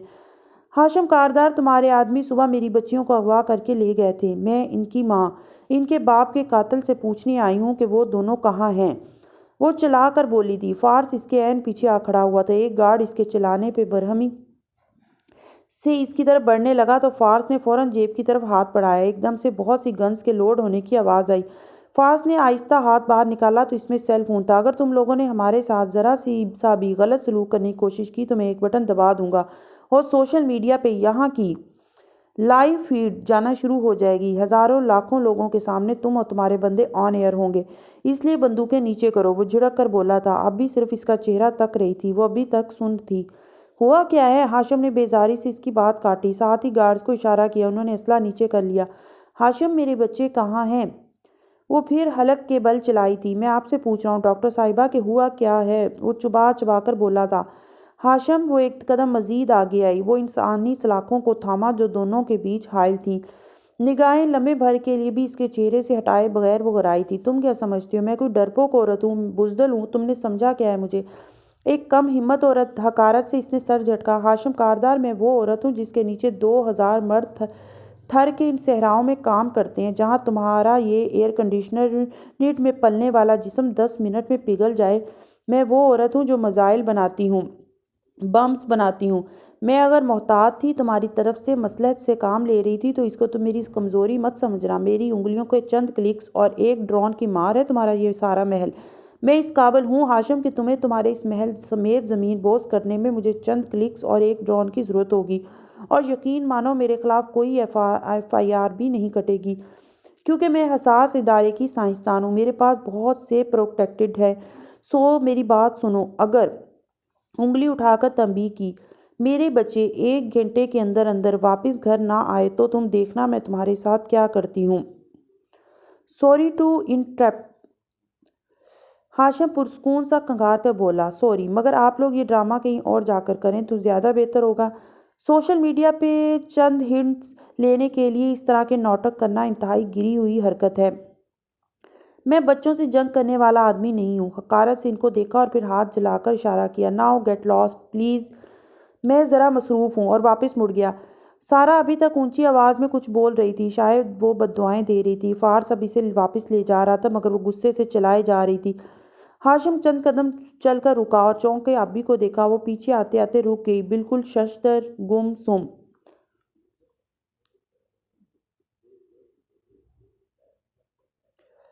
تم نے ان کے بچے اغوا کر لیے؟ وہ بے یقین تھی۔ او کم آن، وہ کراہا تھا، یہ جھوٹ بول رہے ہیں، میں نے کسی کو اغوا نہیں کیا۔ آبی نے ایک ملامتی نظر اس پہ ڈالی اور نفی میں سر ہلایا۔ شادی کی دفعہ بھی تم نے یہی کہا تھا۔ ہاشم چند لمحے کے لیے کچھ بول نہیں سکا۔ اس کے منہ پہ جیسے آبی نے ایک دفعہ پھر بیلچہ دے مارا تھا۔ وہ اس کو تعصب سے دیکھتی آگے بڑھ گئی تھی اور وہ بالکل منجمد کھڑا رہ گیا تھا، برف کے مجسمے جیسا، ٹھنڈا اور بے جان۔ سارا جب گھر واپس آئی تو وہ کافی تھکی تھکی دکھائی دے رہی تھی۔ فارس خاموشی سے اس کے پیچھے آ رہا تھا۔ رات اترنے لگی تھی اور ساری امیدیں دم توڑتی جا رہی تھیں۔ انہیں آتے دیکھ کر سعدی اور زمر بے اختیار اٹھ کھڑے ہوئے۔ کچھ پتہ چلا؟ کیا کہا اس نے؟ سعدی نے پوچھا تھا۔ زمر چپ رہی، بالکل چپ۔ فارس نے محض نفی میں سر ہلایا۔ سارا چپ چاپ صوفے پہ بیٹھ گئی، گھٹنوں پہ تھوڑی جمائے اور خشک آنکھوں سے دور خلا میں دیکھنے لگی۔ سب خاموش ہو گئے۔ لاؤنج میں عجیب وحشت زدہ سا سناٹا تھا۔ سانسوں کی آواز سنائی دیتی تھی یا خشک آنسوؤں کی۔ پولیس؟ زمر نے فارس پہ نگاہیں جمائے یک لفظی استفسار کیا۔ اس نے گہری سانس لی۔ کچھ معلوم ہوگا تو وہ بتائیں گے۔ ابھی تک تو کچھ پتہ نہیں چلا۔ زمر بس اسے دیکھتی رہی، کچھ بولی نہیں۔ وہ کچھ سوچ بھی رہی تھی۔ جانے کتنے منٹ گزرے، کتنی گھڑیاں بیتی جب باہر آوازیں سنائی تھیں، ہلچل، بولنے کی آوازیں، گاڑی کے کھلتے بند ہونے، انجن کے چلتے رکنے کی آوازیں، عمل کی آواز۔ فارس تیزی سے اٹھا مگر سارا اس سے پہلے ہی ننگے پیر باہر بھاگی تھی۔ برآمدے میں آ کر رک گئی، گویا منجمد ہو گئی ہو۔ गेट से अमल और नूर अंदर दाखिल हो रहे थे। वो साथ में मुसलसल बोलती जा रही थी। इनके हाथों में गिफ्ट्स पैक्स थे और शॉपिंग बैग्स भी। सारा यकटिक इनको देखे गई, फिर कोई सकता सा टूटा। वो भागी, इन दोनों को खुद से लिपटा लिया, इनके चेहरे छुए, बालों पे हाथ फेरा, परेशानी से उनको टटोल रही थी। तुम ठीक हो? तुम लोग किधर थे? उन्होंने तुम्हें कोई नुकसान तो नहीं पहुंचाया? वो बेताबी से पूछ रहे थे। बच्चियां इसके इसके अंदाज से एकदम उलझन का शिकार हो गई थीं। और तभी सारा को एहसास हुआ कि गेट से कोई और भी दाखिल हो रहा है। बिजली किसी तेजी से इसने चेहरा उठाया। हम इनको नुकसान क्यों पहुंचाएंगे सारा खाला? अंदर दाखिल होती हुनैन बहुत बुरा मानकर बोली थी। इसके हाथ में भी शॉपिंग बैग्स और गिफ्ट रैपर की रोल शुदा शीट्स थी। सारा ने बच्चियों के हाथ छोड़ दिए। वो मुतैयर सी खड़ी हुई, बेयकीनी से हुनैन और उसके पीछे आते सैम को देखा। हुनैन, बच्चे तुम्हारे साथ थे? पीछे से सादी हैरान सा आगे आया था। जुमर और फार्स नासमझी के आलम में बरामदे में ही रुक गए थे। हाँ, सादी को देखकर बच्चियों ने खौफ से चीख मारी। ओ नो, आप इधर क्या कर रहे हैं भाई? हुनैन परेशानी से चलाई थी। फिर तीनों कजन्स ने अपने हाथ में पकड़े गिफ्ट्स को देखा। सारा सरप्राइज खराब कर दिया। तुम लेकर गई थी इनको? हुनैन, सारा के लब बेयकीनी से फड़फड़ाए थे। क्या मतलब? आपको मेरा नोट नहीं मिला? सॉरी, मैंने आपसे पूछा नहीं, मगर सुबह सुबह प्रोग्राम बना और हम लोग जल्दी में थे। कल भाई की सालगिरह है ना, हमने सरप्राइज बर्थडे पार्टी की तैयारी करनी थी। सुबह से शॉपिंग कर रहे हैं, फिर रेस्टोरेंट के ऊपरी हाल को सजा रहे थे। उफ, पूरे दिन की मेहनत और सारा सरप्राइज ख़त्म हो गया। वो रोहानसी होकर कह रही थी। हुनैन, तुम मेरे बच्चों को मुझसे पूछे बगैर कैसे ले जा सकती हो? सारा हलक के बल चलाई थी। हना ने हैरानी से इन्हें देखा। एकदम सादी और सारा इस पे एक साथ गुस्सा करने लगे थे। हुनैन, तुम इतनी जिम्मेदार कैसे हो? हुनैन, तुम्हें एहसास है तुमने क्या किया है? क्या यार, मेरी कजनस है, मैं ले जा सकती हूँ। और अम्मी थी रेस्टोरेंट में हमारे साथ। वो तो आज सिग्नल नहीं आ रहे थे, ना मॉल में ना रेस्टोरेंट में, वरना मैं कॉल कर देती। क्या हुआ, आप लोग गुस्सा क्यों कर रहे हैं? मामा, आज इतना मज़ा आया, लेकिन अब तो सारा सरप्राइज ख़राब हो गया। वो तीनों लड़कियां एक साथ बोल रही थी और उसामा भी शामिल हो गया। आपको चौकीदार चाचा ने नहीं बताया? शायद ही इस वक्त इधर थे नहीं, वरना हमारे साथ रेस्टोरेंट का ड्राइवर था। और वो चारों बच्चे इस वक्त बड़ों के शदीद अताब और लान तान के जेर असर थे और वो अलग रूहान से हो रहे थे कि आपने हमारा सारा सरप्राइज खराब कर दिया। मगर सारा नहीं सुन रही थी, वो डांटे जा रही थी। अमल को तो इसने एक थप्पड़ भी लगा दिया था। फार्स कुछ कहने के लिए आगे बढ़ा तो जुमर ने इसे बाजुओं से थाम कर अंदर चलने का इशारा किया। वो कदरे हैरान हुआ, मगर इसके अंदाज पे कुछ था जो वो इसके पीछे आया। लाउंज में आकर वो इसकी तरफ घूमी और सीने पे बाजू लपेटकर तुंधी सी इसे देखती बोली, ये क्या था? क्या मतलब क्या था? ये एक गलत फहमी थी। वो हैरान हुआ था। पता है, मैं सुबह से सोच रही थी कि तुम ऐसे भाग दौड़ नहीं कर रहे जैसे तुम्हें करनी चाहिए। हर चीज़ पुलिस पे छोड़े बैठे हो। मगर तुम्हारे और सारा के जाने के बाद मैंने एसपी साहब को कॉल की और फिर मुतलका थाने में फ़ोन किया तो मालूम हुआ कि आपने सिरे से पुलिस को कॉल ही नहीं थी। और सुबह आपने मुझे मना किया कि मैं नुदरत भाभी को ना बताऊं। और माशाल्लाह तहज्जुद के वक़्त से आप जागे हुए थे। हुनैन और कहा, हुनैन और उसामा सो रहे हैं, जबकि वो तो सुबह से निकले हुए थे। सो मेरा नहीं ख्याल कि ये कोई गलतफहमी थी। अच्छा, तो मुझे गिरफ्तार कर लें प्रोसिक्यूटर साहिबा? वो इसकी तरफ झुककर तपाने वाले अंदाज में बोला था। ये सब तुम्हारा प्लान था, है ना? वो दबा दबा सा गराई थी। एहतियात से दरवाजे को भी देख लेती जिसके बाहर वो सब अभी तक बोल रहे थे। तुम सारा को इतना खौफजदा करके क्या करना चाह रहे थे? आपके हुक्म की तामील कर रहा था। क्यों? आपने नहीं कहा था कि आप चाहती हैं सारा गवाही दे? मैंने ये नहीं कहा था कि इसके बच्चे अगवा कर लो। अगवा किसने किए? वो अपने कजनस और अपने फूफों के साथ थे और वक्त पे वापस भी आ गए। अगर सारा को टेंशन से कुछ हो जाता तो कौन जिम्मेदार होता? वो सदमे में थी। तुम इतने बेहिस कैसे हो सकते हो? वो तुम्हारे भाई की बच्चियां हैं। जिस सारा को मैं जानता हूँ, जो वारिस की मौत से पहले की सारा थी, वो बहुत बहादुर और बाहिम्मत औरत थी, मगर इसके खौफ ने इसको अपना गुलाम बना रखा था। जो डूबने से डरता हो जुमर, इसे पानी में फेंक देना चाहिए और फिर चंद डुबकियां देकर निकाल लेना चाहिए। इसका सारा खौफ ज़ाहिल हो जाएगा। फिर इसे पता चलेगा कि पानी इससे ज़्यादा ताकतवर नहीं था और तब भी इसे कश्ती में महफूज रहने की कदर का एहसास होगा। वो जान जाएगा कि वो खुद कितना ख़तरनाक है, कितना बड़ा सर्वाइवर है। मैं सिर्फ सारा को इस खौफ से निकालना चाहता था। तुम पागल हो क्या? अगर इसे कुछ हो जाता तो? वो शदीद गुस्से से बोली थी। दरवाजे पे आहट हुई तो वो दोनों फौरन से सीधे हुए। सारा मुसलसल बरहमी से बोलती अंदर आ रही थी। इंतहाई गैर जिम्मेदाराना रवैया था ये तुम्हारा हुनैन। और तुम दोनों, क्या तुम माँ से पूछे बगैर कहीं भी चली जाओगी? वो डपट रही थी। कितने कितने ख्यालात आते रहे इसे। वो शॉपिंग कर रही थी। सारा का सालगिरह का वेन्यू सजा रही थी। नूर ने मनमनाने की कोशिश की। हना ने कहा था मामा को नहीं बताना, मगर अम्मल ने इसे कोहनी मार के चुप करवाया। Girls secrets, you know. ماما سارا سرپرائز خراب ہو گیا ہمارا۔ عمل اب الٹا اس پہ غصہ ہو رہی تھی۔ سارا ان کو لے کر آگے چلی گئی تھی اور سعدی باہر کھڑا ندرت کو فون کر کے ان کی خبر لے رہا تھا۔ ایسے میں حنین ان دونوں کے پاس آ کھڑی ہوئی اور معصومیت سے بولی، سوری، بس وہ سگنلز کا پرابلم رہا آج تو۔ زمر نے تیزی سے اس کی بات کاٹی، ارے ہاں تم کتنی معصوم ہو، تمہیں تو کچھ پتہ ہی نہیں تھا۔ یہ جو 2-4 آلو کو جوڑ کر تم لوگ جیمز بنا لیتے ہو، وہ تو لگائے ہی نہیں ہوں گے تم نے ریسٹورنٹ میں تاکہ سگنلز بند نہ ہو جائیں۔ حنین نے فوراً فاز کو دیکھا، یہ کیا کہہ رہی ہیں؟ اس نے آنکھوں میں اشارہ کیا، آلو تھوڑی لگاتے ہیں، آلے جوڑتے ہوتے ہیں۔ واہ! وہ پھر سر جھکاتے ہوئے گویا ہوئی، اصل میں زمر چپ، وہ گرک کر بولی تھی۔ سارا واپس آ رہی تھی اور وہ بیک وقت غصے، ریلیف اور اکتاہٹ کا شکار تھی۔ کل ہم سالگرہ پہ آئیں گے فارس، لیکن میں، وہ دونوں ہاتھ اٹھا کر حتمی لہجے میں بولی، گواہی، کورٹ، ٹرائل، ان الفاظ کو سننا بھی نہیں چاہتی دوبارہ۔ میرا نام تم لوگ گواہوں کی فہرست سے خارج کرو اور آئندہ مجھے کوئی کورٹ سمن نہ جاری ہو، سنا تم نے؟ ایسا ہی ہوگا۔ فاز نے سینے پہ ہاتھ رکھ کے اسے بھرپور تسلی دلائی تھی۔ سارا نے گہری سانس لی، میں کھانا لگواتی ہوں، بہت ہی ہیکٹک دن رہا آج کا، اب بیٹھ جاؤ، اس سب کو بھول کر کھانا کھانے کی کوشش کرتے ہیں۔ وہ جھنجھلائی ہوئی سی کچن میں کی طرف چلی گئی۔ سعدی فون بند کرتا ان کی طرف آیا اور ایک نظر سارا کو آگے جاتے دیکھا، پھر سوالیہ نظروں سے فارس کو دیکھا۔ کیا کہہ رہی تھی وہ کہہ رہی تھی کہ وہ گواہی دیں گی، لیکن ابھی ان سے اس بارے میں کوئی بات نہ کی جائے۔ سعدی تو سعدی، زمر اور حنین نے بھی بے یقینی سے اسے دیکھا۔ انہوں نے یہ نہیں کہا فارس، انہوں نے یہی کہا ہے، ٹرسٹ می۔ اس نے مطمئن سے انداز میں یقین دلایا تھا، اب تو وہ بالکل گواہی نہیں دیں گی۔ Thanks to you. غصے سے حنین کو دیکھا، ہمارا سب سے اہم گواہ گنوا دیا تم نے، اور سر جھٹک کر آگے بڑھ گئی۔ حنین نے ناک سکوڑ کر ہوں کیا اور فارس کی طرف گھومی، میرا خیال ہے آپ کو تیسری شادی کر ہی لینی چاہیے۔ میرا بھی یہی خیال ہے، وہ گہری سانس لے کر ملال سے بولا تھا، پھر گھڑی دیکھی، میں ایک فون کر لوں، اور موبائل نکالتا آگے بڑھ گیا۔ قصر کی رونق ماند پڑ چکی تھی، مہمان رخصت ہو چکے تھے۔ جواہرات اپنے کمرے میں بیٹھی زیور اتار رہی تھی۔ شارک کا سلور گاؤن پیروں کو ڈھانپتا فرش پہ پھول کی مانند بکھرا پڑا تھا۔ باہر ملازم کیٹرنگ کا سامان سمیٹ رہے تھے اور گھر کو درست حالت میں لا رہے تھے۔ ایسے میں ہاشم اپنے کمرے کو جاتی سیڑھیاں چڑھ رہا تھا، انداز میں تکان تھی۔ تبھی اس کا موبائل تھرتھرایا، اس نے موبائل نکال کر دیکھا تو لبوں پہ مسکراہٹ بکھر گئی۔ فارس غازی کالنگ۔ کل جب میں جج صاحب کو بتاؤں گا تمہاری اس حرکت کا کہ کیسے تم لوگوں نے میرے گیٹ پہ ڈرامہ رچایا تو تمہارا کیس مزید خراب ہوگا۔ وہ فون کان سے لگائے مسکرا کر بولتا کمرے میں داخل ہوا، دوسرے ہاتھ سے کوٹ اتارنے لگا۔ نہیں، تم ایسا نہیں کرو گے، فارس غازی مطمئن سا بولا تھا، بلکہ پولیس جو فصیح کے قاتل کی انکوائری کر رہی ہے، اس کو بھی تم رکوا کے اپنا دعویٰ واپس لے لو گے۔ اور میں ایسا کیوں کروں گا فارس؟ اس نے گہری سانس لے کر پوچھا، کیونکہ ایک ثبوت ہے جو ظاہر کرتا ہے کہ سعدی یوسف نے وہ قتل سیلف ڈیفنس میں کیا تھا۔ تمہارے پاس ایسا کوئی ثبوت نہیں ہے؟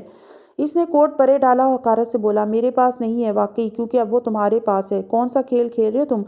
ہاشم بیزار ہوا تھا مگر وہ چونکا بھی تھا۔ شاید تمہیں اپنی ٹائی پن نہیں دیکھی، کیا پارٹی ابھی تک ختم نہیں ہوئی؟ ہاشم نے بری طرح چونک کے گردن نیچے جھکائی۔ اس کی سلور ٹائی پہ سیاہ ٹائی پن نتھی تھی جو کافی اوپری لگ رہی تھی۔ اس نے تو آج ٹائی پن سرے سے پہنی ہی نہیں تھی، تو یہ اسے فارس کا اپنا گریبان پکڑنا یاد آیا۔ میں تمہیں یہ فائل ای میل بھی کر سکتا تھا، لیکن وہ کیا ہے کہ احمد شفیع سے خطرہ رہتا ہے، وہ ہر آنے جانے والی ای میل پہ نظر رکھے ہوئے ہے۔ وہ تم سے زیادہ تمہاری ماں کا وفادار لگتا ہے، اس لیے مجھے امید تھی کہ وہ اسے تم تک پہنچنے نہیں دے گا، لیکن چونکہ میں تمہارا کزن ہوں اور مجھے تم سے ہمدردی ہے، سو میں چاہتا ہوں کہ تم اسے ضرور دیکھو۔ کیا ہے یہ؟ وہ سختی سے بولا تھا۔ ٹائی پن اتار کر اب وہ اسے انگلیوں میں ٹٹول کر دیکھ رہا تھا۔ تمہاری ماں کا ایمال نامہ، اور لائن ڈیڈ ہو گئی۔ ہاشم کے کان سرخ ہوئے، ابرو بھنج گئے۔ اس نے غصے سے 2-4 گالیاں دے ڈالیں، گو کہ وہ نہیں سن رہا تھا۔ پھر تیزی سے اسٹڈی ٹیبل کی طرف آیا، ٹیبلٹ اٹھایا اور USB کا پلگ اس میں گھسایا۔ وہ کوئی پھندا، کوئی وائرس، کچھ بھی ہو سکتا تھا، مگر اس کا ماتھا کسی اور شائبے کی بنیاد پہ ٹھٹک رہا تھا۔ اسکرین روشن ہوئی اور اس پہ جواہرات کاردار کے آفس کا منظر عیاں ہوا۔ وہ اندر آنے والے کیمرہ مین کو خوش آمدید کہہ رہی تھی، آواز سے وہ فصیح لگتا تھا۔ ہاشم دم سادے سنتا گیا، اس کا سانس گویا رک چکا تھا۔ خاور کی زنجیریں کھول دو، اسے سعدی کے ساتھ گھلنے ملنے دو، وہ دونوں ہمارے لیے بیکار ہیں۔ میرا بیٹا یہ بات نہیں سمجھ رہا، اس لیے اب وقت آ گیا ہے کہ ہم خود کوئی قدم اٹھائیں، کیونکہ میرا تجربہ کہتا ہے وہ دونوں فرار کا سوچ رہے ہوں گے۔ وہ پھٹی پھٹی آنکھوں سے جواہرات کے تاثرات دیکھ رہا تھا، سارے الفاظ گڈ مڈ ہو رہے تھے۔ مگر ہو سکتا ہے فصیح کے کسی دن خاور سعدی کو قتل کر دے اور پھر خودکشی کر لے۔ اسکرین پہ مسکراتی ہوئی جواہرات کہہ رہی تھی۔ ہاشم اپنی جگہ سے اٹھا، ٹیب ہاتھ میں تھا اور ہاتھ گلابی سرخ پڑ رہا تھا۔ تم کرو گے فصیح، اور اتنی صفائی سے کرو گے ایک رات یہ سب کہ اگلی صبح ان دونوں کی لاشیں ملنے کے بعد تم یہ کہہ سکو گے کہ تم تو اس جگہ تھے ہی نہیں، میرے بیٹے کو خبر بھی نہیں ہونی چاہیے۔ ہاشم کو سانس نہیں آ رہی تھی، اس کی رنگت غیظ و غضب سے سرخ پڑ رہی تھی۔ وہ ٹیب ہاتھ میں لیے دھڑا دھڑ سینے اتر رہا تھا، بار بار آستین سے پیشانی صاف کرتا، اسے پسینہ بھی آ رہا تھا۔ جواہرات کے کمرے کا دروازہ اس نے جوتے کی ٹھوکر سے کھولا تھا۔ وہ جو سنگھار میں اس کے سامنے بیٹھی تھی چونک کر گردن گھمائی، حیرت سے اسے دیکھا۔ تمہیں کیا ہوا؟ ہاشم نے ٹیبلٹ اس کے سامنے جا کر پٹکا۔ یہ کیا ہے ممی؟ اس کے سر پہ کھڑا اسے گھورتے ہوئے اگرایا تھا۔ گردن پہ موئسچرائزر ملتے جواہرات کے ہاتھ سست ہوئے۔ اس نے ایک نظر ٹیبلٹ کی سکرین پہ چلتی ویڈیو کو دیکھا اور پھر چہرہ اٹھا کر ہاشم کو دیکھا۔ کیا ہے یہ؟ اس کی رنگت دھیرے دھیرے بجھ رہی تھی۔ آپ نے فصیح کو حکم دیا تھا ان دونوں کو مارنے کا۔ جواہرات نے بہت سا تھوک نگلا اور ٹیشو نکال کر ہاتھ پونجنے لگی۔ میں نے جو بھی کیا تھا بہت سوچ سمجھ کر تم دونوں کے لیے کیا تھا، وہ ٹھہرے ہوئے انداز میں بول رہی تھی۔ جب سے آبی کے پاس اس ویڈیو کی موجودگی کا اسے پتہ چلا تھا، وہ خود کو اس لمحے کے لیے تیار کرتی آئی تھی۔ ممی، ہاشم نے بے یقینی سے اسے دیکھا، آپ یہ سب کیسے کر سکتی ہیں؟ اگر یہ سب ہو جاتا تو ہم آج اس میس میں نہ ہوتے، وہ جواباً جھڑک کر بولی تھی۔ نہ کوئی گواہ بچتا، نہ کوئی ثبوت۔ یہ سب تمہیں کرنا چاہیے تھا، مگر تم نے نہیں کیا، تو اس خاندان کی حفاظت کے لیے مجھے یہ قدم اٹھانا پڑا۔ اور مجھے ایسے مت دیکھو، میں تمہاری ماں ہوں، اپنے خاندان کے لیے مجھے جو ٹھیک لگے گا میں کروں گی۔ آپ نے مجھے دھوکہ دیا، آپ نے میری پیٹھ پیچھے اتنا بڑا کام کر دیا، ہارون کو رازدار بنایا، مجھے نہیں۔ وہ غصے اور صدمے سے نفی میں سر ہلا رہا تھا۔ اس کی آنکھوں میں بہت سی ٹوٹی کرچیاں تھیں۔ آپ دھوکے میں اس حد تک جا سکتی ہیں، میں سوچ بھی نہیں سکتا تھا۔ جواہرات کا دل کانپا، مگر وہ بظاہر خود کو سنبھالے اپنی جگہ سے اٹھی اور اس کا بازو تھامنا چاہا۔ ہاشم، میں نے یہ تمہارے لیے کیا تھا، ہاتھ مت لگائیں مجھے۔ وہ اپنا بازو پیچھے کرتے ہوئے غرایا تھا۔ میں نے ممی آپ لوگوں کے مسئلے حل کرنے میں اپنی خوشیاں، اپنی محبت سب کو ثانوی کر دیا۔ آپ سے کبھی جھوٹ نہیں بولا، یوں دھوکہ نہیں دیا، اور آپ میرے ساتھ اس حد تک خیانت کر سکتی ہیں؟ ہاشم، میری بات ٹھنڈے دماغ سے سنو۔ اب کہ اس کی آواز بھی کانپی تھی، آنکھوں میں آنسو چمکے تھے، مگر ہاشم نے نفی میں سر ہلایا۔ سعدی سچ کہتا تھا، وہ دونوں جیل سے اس لیے بھاگے تھے کیونکہ آپ ان کی جان لینا چاہتی تھی۔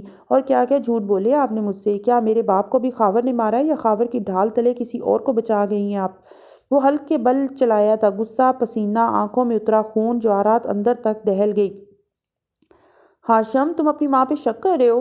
یقین تو اب کبھی نہیں کروں گا آپ پہ، کبھی بھی نہیں، وہ غصے سے چیخا تھا۔ وہ بے اختیار آگے بڑھی۔ ہاشم، ایک دفعہ میری بات سنو، میں نے کہا مجھے ہاتھ مت لگائیں، اکیلا چھوڑ دیں مجھے۔ غصے سے بازو چھڑاتا وہ باہر نکل گیا۔ جواہرات کے آنسو ٹپ ٹپ گر رہے تھے۔ سیڑھیاں چڑھتے ہاشم کا موبائل تھر تھرایا۔ وہ تہی دست تہی داباں کھڑی رہ گئی تھی۔ اس کی ساری دنیا لمحوں میں بکھر گئی تھی۔ وہ جو کچہری میں روز سجتی تھی تو وہ نرا ڈرامہ تھا، اصل عدالت تو اب لگی تھی، جہاں نہ وکالت چلی تھی نہ صفائیاں، اور وہ سارے فیصلے سنا کر چلا گیا۔ وہ دل تھام کر زمین پر بیٹھتی چلی گئی۔ اگلی صبح فورڈلی ایور آفٹر پہ ٹھنڈی سی اتر رہی تھی۔ ساری رات بارش ہوتی رہی تھی اور اس بارش نے گویا ساری زمین دھو ڈالی تھی۔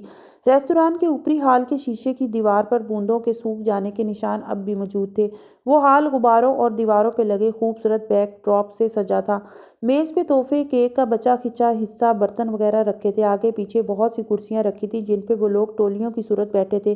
تقریب گویا ختم ہونے کے قریب تھی اور کھانا کھایا جا چکا تھا۔ خیر، کھانا کیا تھا، سنڈے برنچ تھا۔ پرسوں کے بجائے آج ہی کر لی گئی تھی دعوت۔ یوں اس برس نہ سونیا کی سالگرہ اسد تاریخ پہ منائی گئی، نہ سعدی کی۔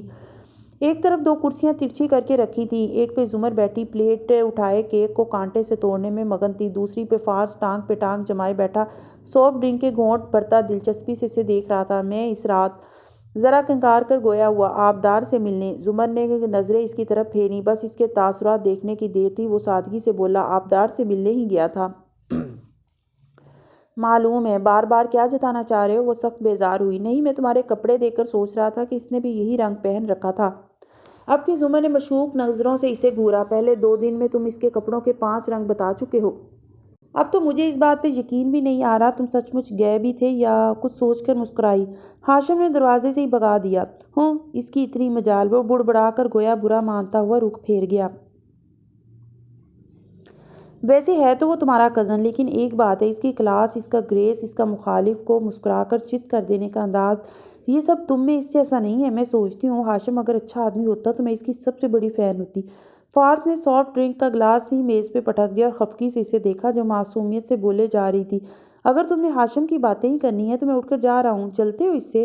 ایک اور سوال۔ وہ جواب دیے بنا اسے گھورتے ہوئے اٹھا اور آگے بڑھ گیا۔ زمر مسکراہٹ دبائے کیک کا بقیہ حصہ کھانے لگی۔ اب آیا تھا اصل مزہ۔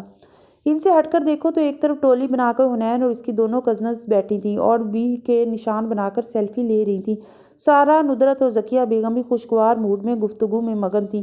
ایسے میں صرف سعدی تھا جو ایک ٹیبل کے گرد اکیلا بیٹھا موبائل پہ لگا تھا۔ وہ اداس تھا اور خاموش تھا۔ فارس اس کے قریب آ کر بیٹھا تو اس نے محض سر اٹھا کر اسے دیکھا، پھر دوبارہ فون کو دیکھتے ہوئے بولا، پراسیکیوشن آفس سے کال آئی تھی مجھے، اب کسی قسم کی انکوائری کے لیے آنے کی ضرورت نہیں ہے۔ غالباً ہاشم نے اپنا دعویٰ اور تعاون واپس لے لیا ہے۔ وہ فصیح کی لاش تھی یا گواہوں نے میرے بارے میں کچھ کہا؟ سب واپس لے لیا اس نے۔ Thank you. فارس نے محض سر کو خم دیا، گویا شکریہ قبول کیا، پھر کھوجتی نظروں سے اسے دیکھا۔ مسز کاردار کا کون سا راز ہے تمہارے پاس؟ میں اس وقت جانا نہیں چاہتا، میں اس طرف جانا نہیں چاہتا۔ کچھ راز دوسروں کی زندگیاں بھی خطرے میں ڈال دیتے ہیں۔ ہم نے ایک فیصلہ کیا ہوا ہے شادی کے، ایک دوسرے کو سے کچھ نہیں چھپائیں گے۔ میں اس فیصلے کے وقت آپ کے ساتھ نہیں تھا۔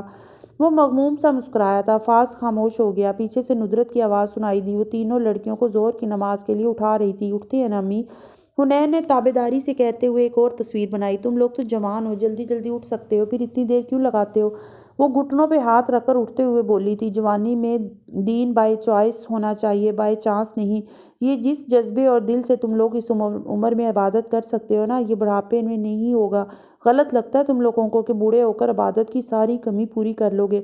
بڑھاپے میں روز کیلشیم کھانا جوانی کے دنوں کے روز 3 گلاس خالص دودھ پینے کے برابر نہیں ہو سکتا۔ روح بھی ہڈیوں کی طرح ہے، جوانی سے اسے عبادت میں پہ مائل کرو گے تو بڑھاپے میں درد و تکلیف کم ہوگی۔ اٹھ جاؤ حنا، اس سے پہلے کہ امی یہ مہذب زبان بدل کر اپنی نارمل ٹون میں واپس آ جائیں۔ سیم نے حنا کی طرف جھک کر کہا اور اسے مشورہ دیا جو امی نے سن لیا تھا۔ وہ جوتا اتارنے جھکی تھیں۔ بے غیرت، بے ہدایتیں، تجھے تو میں ابھی بتاتی ہوں۔ سیم فوراً نیچے کی طرف بھاگا۔ بہت سے کہکے بلند ہوئے تھے۔ سوری، میں کل کچھ زیادہ ہی بول گئی۔ سارا سعدی کے ساتھ آ کر بیٹھی اور نرمی سے بات شروع کی۔ وہ مغموم مسکراہٹ کے ساتھ اسے دیکھتا رہا۔ پس منظر کی ساری آوازوں سے بے نیاز وہ اس کے سامنے بیٹھی اب سادگی سے اپنا مدعا بیان کرنے لگی تھی۔ فارس اٹھ گیا تھا۔ مجھے لگا میں جو کر رہی ہوں وہ زیادہ بہتر ہے۔ خاموش رہ کر اپنا کام کیے جاؤ اور اپنے پروجیکٹ کو کامیاب بنا کر کارداز کو اس مقام پہ شکست دو۔ پازیٹیو انرجی سے گریٹر گڈ کے لیے کام کرو۔ مصلحت پسندی، احتیاط، تھوڑی سی بزدلی، یہ سب تھا میرے اندر، مگر مجھے ہمیشہ لگا کہ میں صحیح انتخاب کر رہی ہوں۔ سارا خالہ، وہ اسی اداس مسکراہٹ سے اسے دیکھتے ہوئے بولا تھا، ویسے تو اللہ کا قرآن سارے کا سارا بہت خوبصورت ہے، لیکن کچھ آیات دل پہ کسی اور ہی طرح اثر کرتی ہیں۔ میں آپ کو بتاؤں میری سب سے پسندیدہ آیت کون سی ہے؟ اگر حنین سامنے ہوتی تو ہر روز اپنی پسند بدلنے پہ اس پہ 2-4 فتوے تو ٹھونک ہی دیتی، مگر سارا مسکرا کر اسے دیکھتی سنتی گئی۔ سورۃ اعراف کی 16 اور 17ویں آیات۔ جب اللہ تعالیٰ نے شیطان کو جنت کے باغوں سے دھتکار کر دنیا میں بھیجا اور اسے مہلت دی تو اس نے کہا، جیسا تو نے مجھے گمراہ کیا ہے میں بھی ضرور ان کی طاق میں تیری سیدھی راہ پہ بیٹھوں گا، پھر ان کے پاس، ان کے آگے، ان کے پیچھے، ان کے دائیں اور ان کے بائیں سے آؤں گا، اور تو اکثر کو ان میں سے شکر گزار نہیں پائے گا۔ وہ سانس لینے کو رکا۔ سارا اسے سنے گئی بالکل توجہ سے۔ میں سوچتا ہوں ابلیس جب جانتا تھا کہ اللہ کا راستہ سیدھا ہے تو اس نے کیوں چھوڑا اسے، اور اگر چھوڑنا ہی تھا تو اسے سیدھا راستہ بولا کیوں؟ آپ کے درست راستے پر بھی کہہ سکتا تھا، مگر اس نے کہا آپ کے سیدھے راستے پہ بیٹھوں گا۔ شاید ابلیس نے مستقیم سے مراد درست نہیں بلکہ سٹریٹ، سیدھا لیا ہو۔ سیدھے راستے کا مسئلہ یہ ہوتا ہے کہ اس سے ذرا سا ترچھا چلو تو شروع میں تو بس سیدھی لائن سے ذرا سا فاصلہ پیدا کر لیتا ہے انسان، لیکن جیسے جیسے آگے بڑھتے جاؤ آپ سیدھی لائن سے مزید دور ہٹتے چلے جاتے ہیں۔ 90 ڈگری کی لکیر سے 1 ڈگری ہٹو تو آگے جا کر آپ سیدھی لائن سے بہت دور نکل جاتے ہیں، پھر آپ کو صراط مستقیم والی منزل نہیں ملتی۔ راستہ بدلتا ہے تو منزل بدل جاتی ہے، اور اس راستے سے ہمیں ادھر ادھر ہٹانے کے لیے شیطان کے ہی طریقوں سے ہم پر حملہ آور ہوتا ہے۔ سب سے پہلے وہ آگے سے آتا ہے، آگے مستقبل ہوتا ہے، وہ ہمیں مستقبل کا خوف دلاتا ہے، یہ کرو گے تو تمہارا کیریئر نہیں بنے گا، تمہاری فیملی کا کیا ہوگا؟ سارا کا چہرہ جھک گیا۔ تمہاری شادی نہیں ہوگی، تم یہ اچھا کام کرو گے تو بالکل اینٹی سوشل ہو جاؤ گے، پھر وہ ہمارے پیچھے سے آتا ہے، ہمیں ماضی کے کام یاد دلا کر ان کے گلٹ میں ایسا مبتلا کرتا ہے کہ ہم کوئی اچھا کام کرنے کے قابل ہی نہیں رہتے۔ وہ کہتا ہے تمہارے تو ماضی میں اتنے افیئر رہے، اب تو تمہاری شادی بھی اپنے جیسے بدکردار سے ہوگی، تم نے اپنے ماں باپ کا اتنا دل دکھایا، اب تو تم کبھی ہدایت پا ہی نہیں سکتے۔ تم نے نمازیں چھوڑ دی، اب تو تم کبھی واپس نیک ہو ہی نہیں سکتے۔ اس کے بعد وہ دائیں سے آتا ہے، ہمیں اچھے کاموں کی ترغیب دیتا ہے اور ہم سے گناہ کرواتا ہے، ثواب کا جھانسا دے کر بدعتیں کرواتا ہے، نئے نئے دین میں داخل ہونے والوں کو کہتا ہے اسلام تو ساری خواہشات مارنے کا نام ہے، سو ٹاٹ پہ سو اور روکھی سوکھی کھاؤ، جو رشتہ دار حرام کا کھاتا ہے اسے قطع تعلق کر لو۔ سب سے پہلے ماں باپ کو ان کے گناہوں پہ ٹوکو، ہر وقت دوسروں کے عیوب پہ ان کو نصیحت کرو، ایسے کئی غلط کام وہ ہمیں دین کہہ کر کرنے کی ترغیب دیتا ہے۔ ان تینوں راستوں کے بعد وہ آتا ہے بائیں سے۔ ہم سمجھتے ہیں کہ وہ صرف آتا ہی بائیں سے ہے، مگر شیطان کا یہ آخری راستہ ہوتا ہے۔ وہ ہمیں برے کاموں کی ترغیب دیتا ہے، جھوٹ، چوری، قتل، فحش کام، یہ سب وہ آخر میں کرتا ہے جب اس کو ہمارے بگڑنے میں کوئی شک نہیں رہ جاتا۔ وہ ان کاموں سے شروع کبھی نہیں کرتا۔ آدم علیہ السلام اور بی بی حوا کے پاس بھی وہ آگے سے آیا تھا، ان کو مستقبل کا ایک دل فریب خواب دکھایا تھا۔ شیطان والے کام صرف غلط کام نہیں ہوتے، بلکہ مستقبل کا خوف، ماضی کا غم اور نیکی میں انتہا پسندی بھی شیطان کا جھانسا ہوتی ہے۔ تو پھر قصور ہمارا ہوا یا شیطان کا؟ وہ گہری سانس لے کر بولی تھی، وہ ہلکا سا مسکرایا۔ شیطان تو صرف کہتا ہے، کرتے تو ہم خود ہیں۔ ہم سب آپ کو کہتے رہے، گواہی دیں، آپ نے نہیں بات مانی۔ انسان اپنے آپ کو خوب جاننے والا ہوتا ہے، لیکن اس سب کا یہ مطلب نہیں شیطان کے آگے ہم بے بس ہیں۔ کیا آپ نے نوٹ نہیں کیا کہ شیطان نے 4 سمتوں کا ذکر کیا ہے، آگے پیچھے دائیں بائیں کا، مگر 2 راستے اس نے کھلے چھوڑ دیے، اوپر اور نیچے کا راستہ۔ اس نے انگلی سے آسمان کی طرف اشارہ کیا، اوپر ہے دعا کا راستہ اور نیچے اس نے نیچے کی جانب انگلی موڑی، نیچے سجدے کا راستہ۔ وہ ان 2 راستوں پہ نہیں بیٹھ سکتا۔ جانتی ہیں اس نے اپنے 4 راستے کہہ کر کیا کہا اللہ سے؟ اس نے کہا آپ انسانوں کی اکثریت کو شکر گزار نہیں پائیں گے۔ تو سارا خالہ، سارے مسئلوں کا حل ہے شکر، اور شکر کہتے ہیں قدردانی کو۔ جو کشتی میں بچے رہنے کی عافیت کی قدر کرتا ہے، اسے ڈوبنے کا خوف نہیں ہوتا۔ جو گمراہی کے بعد ہدایت پا لینے کی قدر کرتا ہے اور زیادہ سے زیادہ نیکیاں کرنے کی کوشش میں لگا رہتا ہے، ماضی کے گناہ اس کو غمزدہ نہیں کرتے۔ جو اپنے دین کی آسانیوں کی قدر کرتا ہے، شیطان اس کو دین کے نام پہ بہکا نہیں سکتا، اور چونکہ قدردان انسان دوسرے انسانوں کی ایک خامی کو دیکھ کر اس کی ساری خوبیوں کی قدر کرنا نہیں چھوڑتا، تو واعظ و نصیحت کے نام پہ شیطان اس سے ہر دوسرے انسانوں کے جذبات نہیں مجروح کروا سکتا، اور جس کو اللہ کی قدر ہوتی ہے وہ برے اور فحش کاموں کی طرف نہیں لپکتا، کیونکہ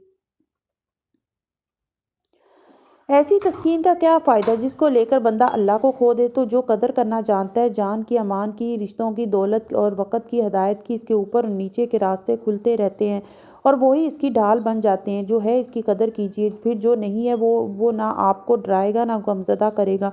اور یہ کہہ کر وہ ایک ہلکی سی مسکراہٹ کے ساتھ بولا تھا، میں نے اپنے ہاتھوں سے 2 لوگ مارے ہیں سارا خالہ، اور یہ کرنے کے بعد میں ماضی کی گلٹ میں اتنی دور تک گر گیا تھا کہ مجھے لگتا تھا اب میں خود کو دوبارہ حاصل نہیں کر سکوں گا، اور میں سوچتا تھا کہ جو لڑکا میں چند سال پہلے تھا وہ مجھے اب دیکھے گا کیا سوچے گا؟ مگر سارا خالہ، وہ لڑکا اس سب سے نہیں گزرا تھا جس سے میں گزرا ہوں، اس لیے میں اب اپنے فیصلوں کی قدر کرنا چاہتا ہوں۔ 2 انسانوں کی جان نہیں لی میں نے، بلکہ ایک انسان کی، یعنی اپنی جان بچائی ہے ان سے۔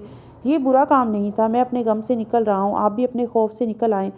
سارا نے اس بات میں سر ہلایا۔ سعدی پہ جمی اس کی نظروں میں ننھے تارے چمک رہے تھے۔ میں گواہی دوں گی سعدی، وہ ایک عزم سے بولی تھی، میں سچ بولوں گی کورٹ میں، اور میں نہیں جانتی کہ اس کے بعد ہاشم میرے اور میرے بچوں کے ساتھ کیا کرے گا، لیکن اگر بہت سی ماؤں کے بچوں کو بچانے کے لیے یہ قدم ضروری ہے تو ٹھیک ہے، ہم جگر آزماتے ہیں اور اسے تیر آزمانے دیتے ہیں۔ وہ مسکرا کر بولا تھا، بہت سا بوجھ کندھوں سے ہٹا تھا، روشنی بس تھوڑی دور دکھائی دے رہی تھی۔ اب تم ان کو یہیں چھوڑ کر قصرِ کاردار میں جاؤ۔ تو ڈائننگ روم میں سربراہی کرسی پہ بیٹھا ہاشم اتوار کا لیٹ ناشتہ کر رہا تھا، ساتھ بیٹھی بوجھی سے جواہرات صرف چائے کے گھونٹ بھر رہی تھی، اور دوسری جانب بیٹھا نوشیروان اچنبھے سے ہاشم کو دیکھ رہا تھا۔ سو آپ ممی سے اس لیے خفا ہیں کیونکہ ممی نے سعدی کو مروانے کا حکم دیا؟ اسی سعدی کو بھائی جسے میں نے گولیاں ماری تھی اور آپ نے ہسپتال سے اغوا کروایا تھا؟ وہ جتا کر بولا تھا، ممی نے مجھے دھوکہ دیا اور یہ بھولنے میں مجھے کچھ وقت لگے گا۔ وہ ماں کو نظر انداز کر کے درستی سے بولا تھا۔ جواہرات کی آنکھ سے آنسو ٹوٹ کے گرا، میں نے ساری عمر تم دونوں کے لیے لگا دی اور آخر میں مجھے یہ صلہ ملا، بہت اچھا میرے بیٹے، وہ دکھی صورت بنائے کہہ رہی تھی۔ یہ وکٹم کارڈ کھیلنا میرے اوپر اثر نہیں ڈالتا مسز کاردار، وہ رخائی سے کہہ کر اٹھ کھڑا ہوا اور سیڑھیوں کی جانب بڑھ گیا۔ جواہرات نے گیلی آنکھوں سے نوشیروان کو دیکھا، کیا تم بھی مجھ سے خفا ہو؟ میں نے جو کیا تمہارے لیے کیا، میرے لیے؟ اگر ایسے سعدی مر جاتا تو کل کو ڈاکٹر سارا تو یہی گواہی دیتی نا کہ نوشیروان نے اسے گولیاں ماری ہیں، میں تو قاتل بن جاتا۔ اپنے گناہوں پہ دوسروں کو وجہ بنانے کے بجائے ان کو خود فیس کریں ممی، وہ بھی اکھڑا اکھڑا سا کہہ کر ناشتہ کرنے لگا۔ اور جواہرات اسے سخت سست سنانے ہی لگی تھی کہ ہاشم زینے پھلانگتا واپس آتا دکھائی دیا۔ چند کاغذ اور قلم اس نے جواہرات کے سامنے لا پٹکے۔ ان پہ دستخط کریں۔ یہ کیا ہے؟ وہ حیران ہوئی۔ آپ کمپنی میں اپنے شیئرز میرے نام منتقل کر رہی ہیں، آپ بورڈ آف ڈائریکٹرز سے استعفیٰ دے رہی ہیں اور آپ اپنے بینک اکاؤنٹس میں مجھے جوائنٹ ہولڈر بنا رہی ہیں۔ آج کے بعد آپ آفس نہیں آئیں گی، نہ ہی میری اجازت کے بغیر ایک دھیلا بھی خرچ کر سکیں گی۔ اپنی تمام جائیداد کا پاور آف اٹارنی آپ میرے نام منتقل کر رہی ہیں۔ وہ ایک ایک کاغذ کی تفصیل بتاتا گیا۔ جواہرات کا چہرہ سرخ ہوا، آنکھوں میں غصہ در آیا، آنسو وغیرہ سب انکا ہو گئے۔ تم میرے ساتھ یہ کیسے کر سکتے ہو؟ آپ ثابت کرنا چاہتی ہیں کہ آپ کے لیے میں زیادہ اہم ہوں یا یہ سب مادی چیزیں؟ تو دستخط کریں اور ثابت کریں۔ ہاشم اب کے ذرا دھیمے لہجے میں بولا تھا۔ اس کے سر پہ کھڑا تھا۔ جواہرات ششدر بیٹھی ان کاغذوں کو دیکھ رہی تھی، پھر اس نے نفی میں سر ہلایا۔ میں ان کو سائن نہیں کروں گی۔ وہ گرائی تھی۔ کیا کر لوگے تم؟ ہاں، میں یہ کروں گا۔ ہاشم ہتھیلی میز پہ رکھ کر جھکا، پین اٹھایا اور دھڑا دھڑ ان کاغذات پہ دستخط کرتا چلا گیا۔ ہو بہو جواہرات کے دستخط۔ جواہرات کا سانس رک گیا، آنکھوں کی پتلیاں ساخت ہو گئیں۔ تھینک یو ممی، آج کے بعد آپ کو آفس آنے کی ضرورت نہیں ہے۔ وہ کاغذ سمیٹتا سیدھا ہوا اور پلٹ گیا۔ جواہرات نے بے یقینی سے نوشیروان کو دیکھا۔ یہ غیر قانونی ہے، تو گرفتار کروا دیں بھائی کو۔ وہ بھی بیزاری سے بولتا اٹھ گیا۔ جواہرات یک ٹک اس کی شکل دیکھے گئی۔ اس کو جائیداد سے بے دخل کرنے کی پاداش میں جان سے مارا تھا نا اس نے اورنگزیب کو؟ کیا اس اولاد کے لیے؟ کیا یہ دن دیکھنے کے لیے؟ وہ ششدر سی بیٹھی تھی۔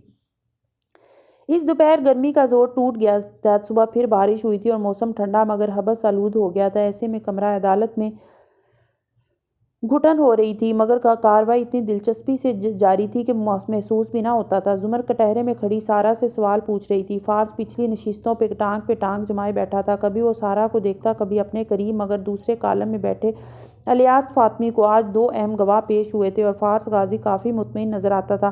اور آپ کو یقین ہے کہ وہ کرنل خاور ہی تھا جس نے آپ کے گھر آ کر آپ کو دھمکایا؟ زمر پوچھ رہی تھی۔ کٹہرے میں کھڑی سارا نے سفید لباس پہن رکھا تھا اور چہرہ بھی سفید مگر سپاٹ سا لگ رہا تھا۔ نظریں اعتماد سے زمر پہ جمائے اس نے اس بات میں سر ہلایا۔ جی، وہ وہی تھا۔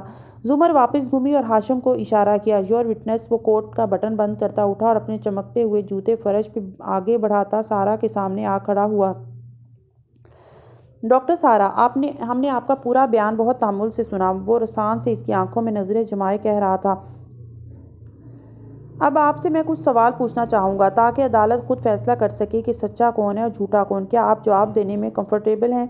ایسے ظاہر مت کرو ہاشم جیسے تمہیں میری بہت پرواہ ہے۔ میرے بچوں کے باپ کو جیسے سنگ دلی سے مروایا تھا اسی سنگ دلی سے جرح کرو، میں تیار ہوں۔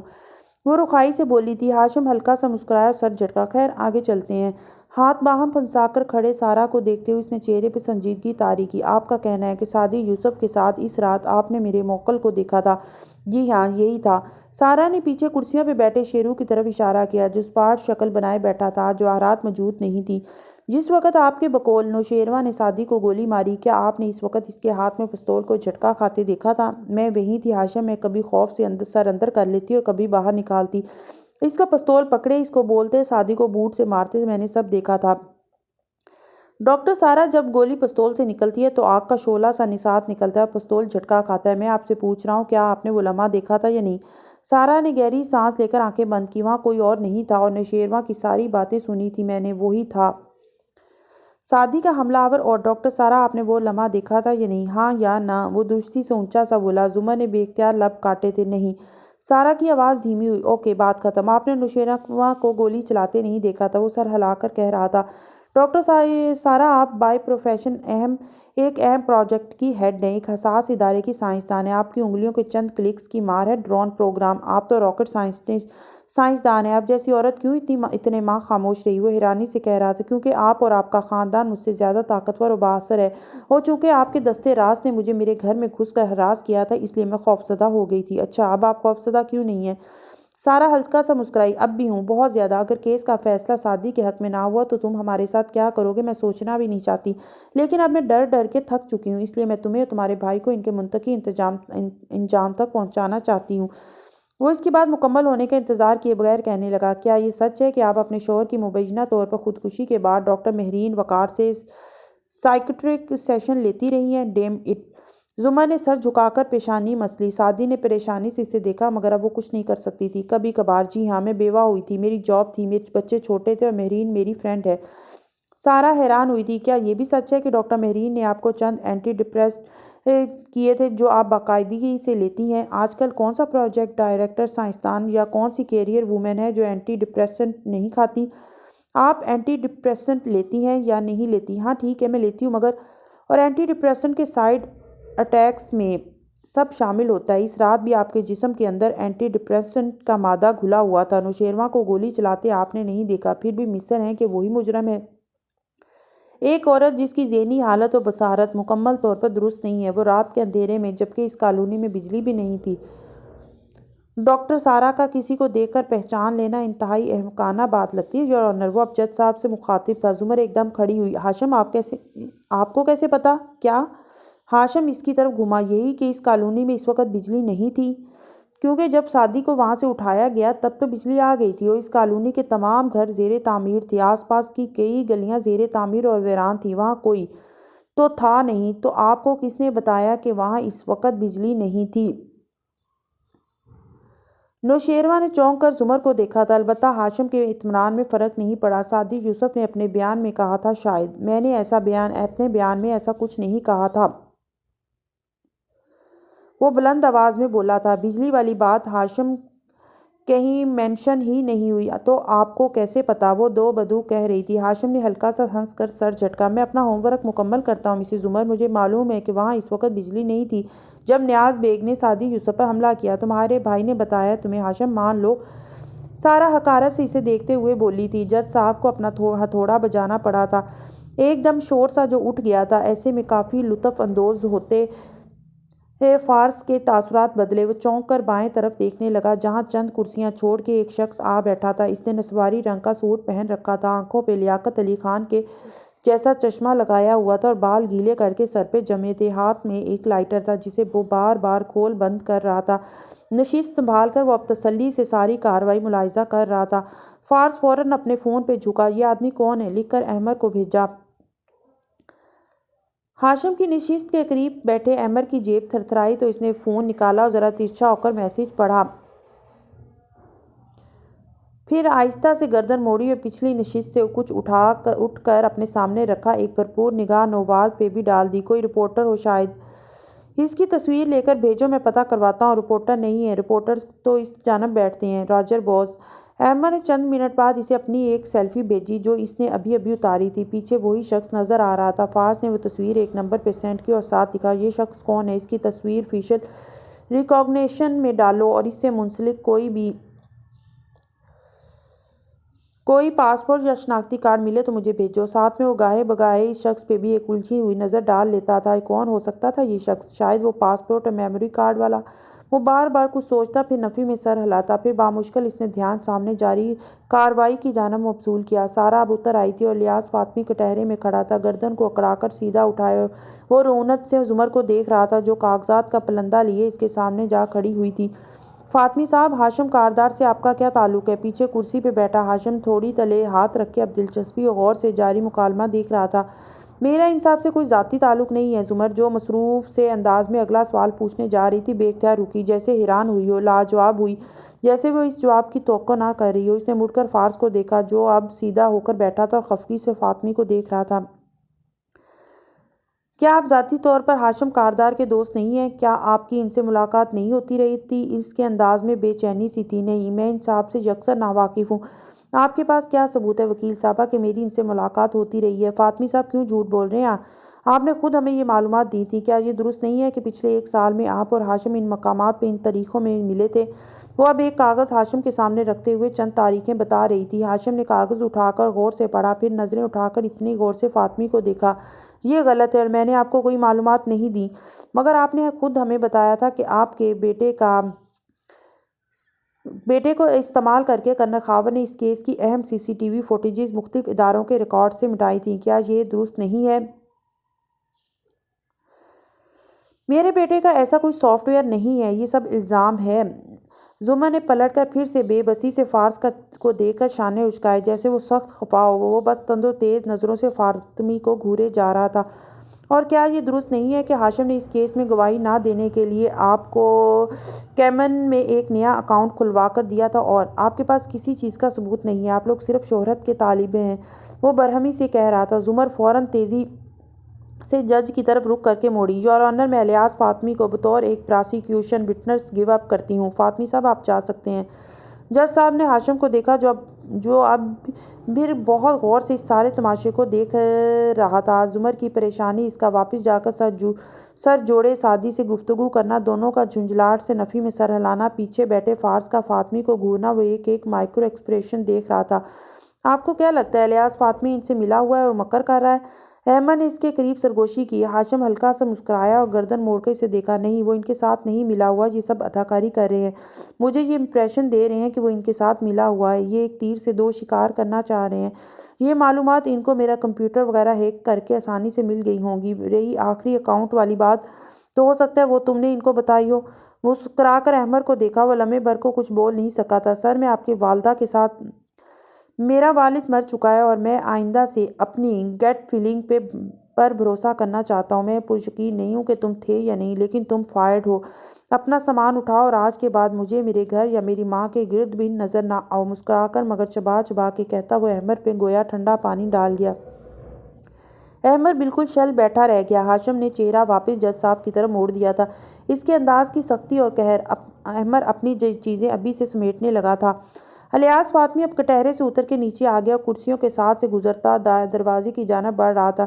جس لمحے وہ فارس کی کرسی کے قریب آیا، لمحے بھر کو ٹھہرا۔ فارس نے صرف خشمگین نگاہ اٹھا کر اسے دیکھا، مگر وہ اسے اتنی ہی تندی سے گھور رہا تھا۔ تم میرے بیٹے کا کچھ نہیں بگاڑ سکتے، وہ یہ ملک چھوڑ کر جا چکا ہے۔ امریکہ جیسے ملک میں نہ تو تم اس کا پیچھا کر سکتے ہو، نہ اس کو بال برابر نقصان پہنچا سکتے ہو، گھمنڈی انداز میں کہہ کر وہ آگے بڑھ گیا۔ کمرہ عدالت سے نکل کے وہ راہداری میں چلتا جا رہا تھا جب اسے اپنے پیچھے مانوس آہٹ کا احساس ہوا۔ فاطمی پلٹا تو دیکھا فارس اس کے عقب میں کھڑا ہے، جیبوں میں ہاتھ ڈالے۔ وہ عدالتی کمرے والے تاثرات کے برعکس بالکل پرسکون سا لگ رہا تھا۔ کیا ہے؟ میں قاتل نہیں ہوں، نہ میں تمہارے بیٹے کو مارنا چاہتا تھا۔ اچھا، اور کچھ؟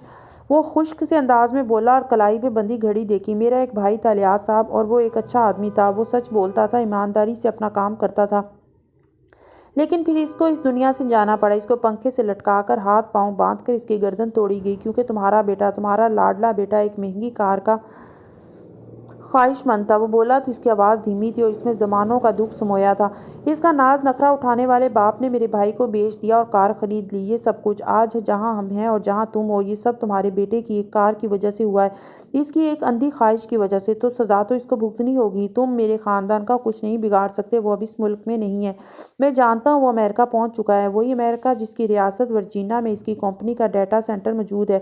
اب کہ وہ مسکرایا تھا، لمحے بھر کو فاطمی سمجھ نہ سکا کہ وہ کیا کہنا چاہ رہا ہے۔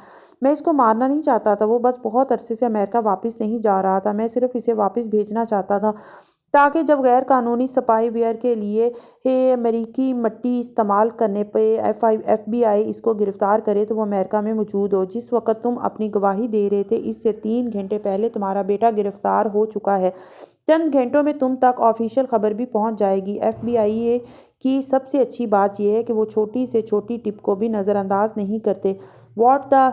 الفاظ اس کے لبوں پہ ٹوٹ گئے۔ وہ بالکل سن سا فارس غازی کا چہرہ دیکھ رہا تھا۔ فارس 2 قدم آگے آیا، ہمدردی اور تعصب سے فاطمی کے شانے کی گرد جھاڑی، پھر اس کی ٹائی کی ناٹ ذرا کسی، نادیدہ سلوٹ ذرا پھیر کے دور کی اور اسی ملال سے کہنے لگا، وہ تمہارا اکلوتا بیٹا ہے اور فیڈرل کورٹ میں اس پہ ایک طویل مقدمہ چلنے والا ہے۔ اس کا مسلمان ہونا اس کے لیے نقصان دہ ثابت ہوگا۔ اب تمہیں وہاں جانا ہوگا، یہاں سے استعفیٰ دے کر، اور وہ ساری دولت جو تم نے میرے بھائی کو بیچ کر بنائی تھی۔ الیاس فاطمی، اب تم اس کی ایک ایک پائی جوڑ کر امریکہ کے مہنگے وکیلوں کی فیسیں بھرنے میں لگے رہو گے، اور اس کے بعد بھی اس کے رہا ہو جانے کی امید کم ہوگی۔ سو اب تم اپنے آفس جاؤ اور وہ کرو جو میں نے کہا تھا۔ اس کے کان کے قریب جا کر چہرہ لے جا کر وہ دھیرے سے بولا، اپنا استعفیٰ لکھو۔ الیاس فاطمی، مجھے تمہارا استعفیٰ چاہیے۔ تم جھوٹ بول رہے ہو، بکواس کر رہے ہو، ایسا کبھی نہیں ہوگا۔ اس کا سکتہ ٹوٹا تھا۔ وہ غصے سے اس پہ گرایا اور پھر موبائل نکالتا تیزی سے آگے بڑھ گیا۔ وہ پریشانی سے کسی کو کال ملا رہا تھا۔ اس کی رنگت بدل رہی تھی اور وہ بار بار بے یقینی سے نفی میں سر ہلاتا تھا۔ پسینے کے ننھے قطرے اس کی پیشانی پہ بکھرے تھے اور فارس غازی سینے پہ بازو لپیٹے ملال سے اسے جاتے دیکھ رہا تھا۔ اسے لگا تھا کہ وہ یہ منظر دیکھ کر اچھا محسوس کرے گا، اور وہ کچھ بھی محسوس نہیں کر پا رہا تھا۔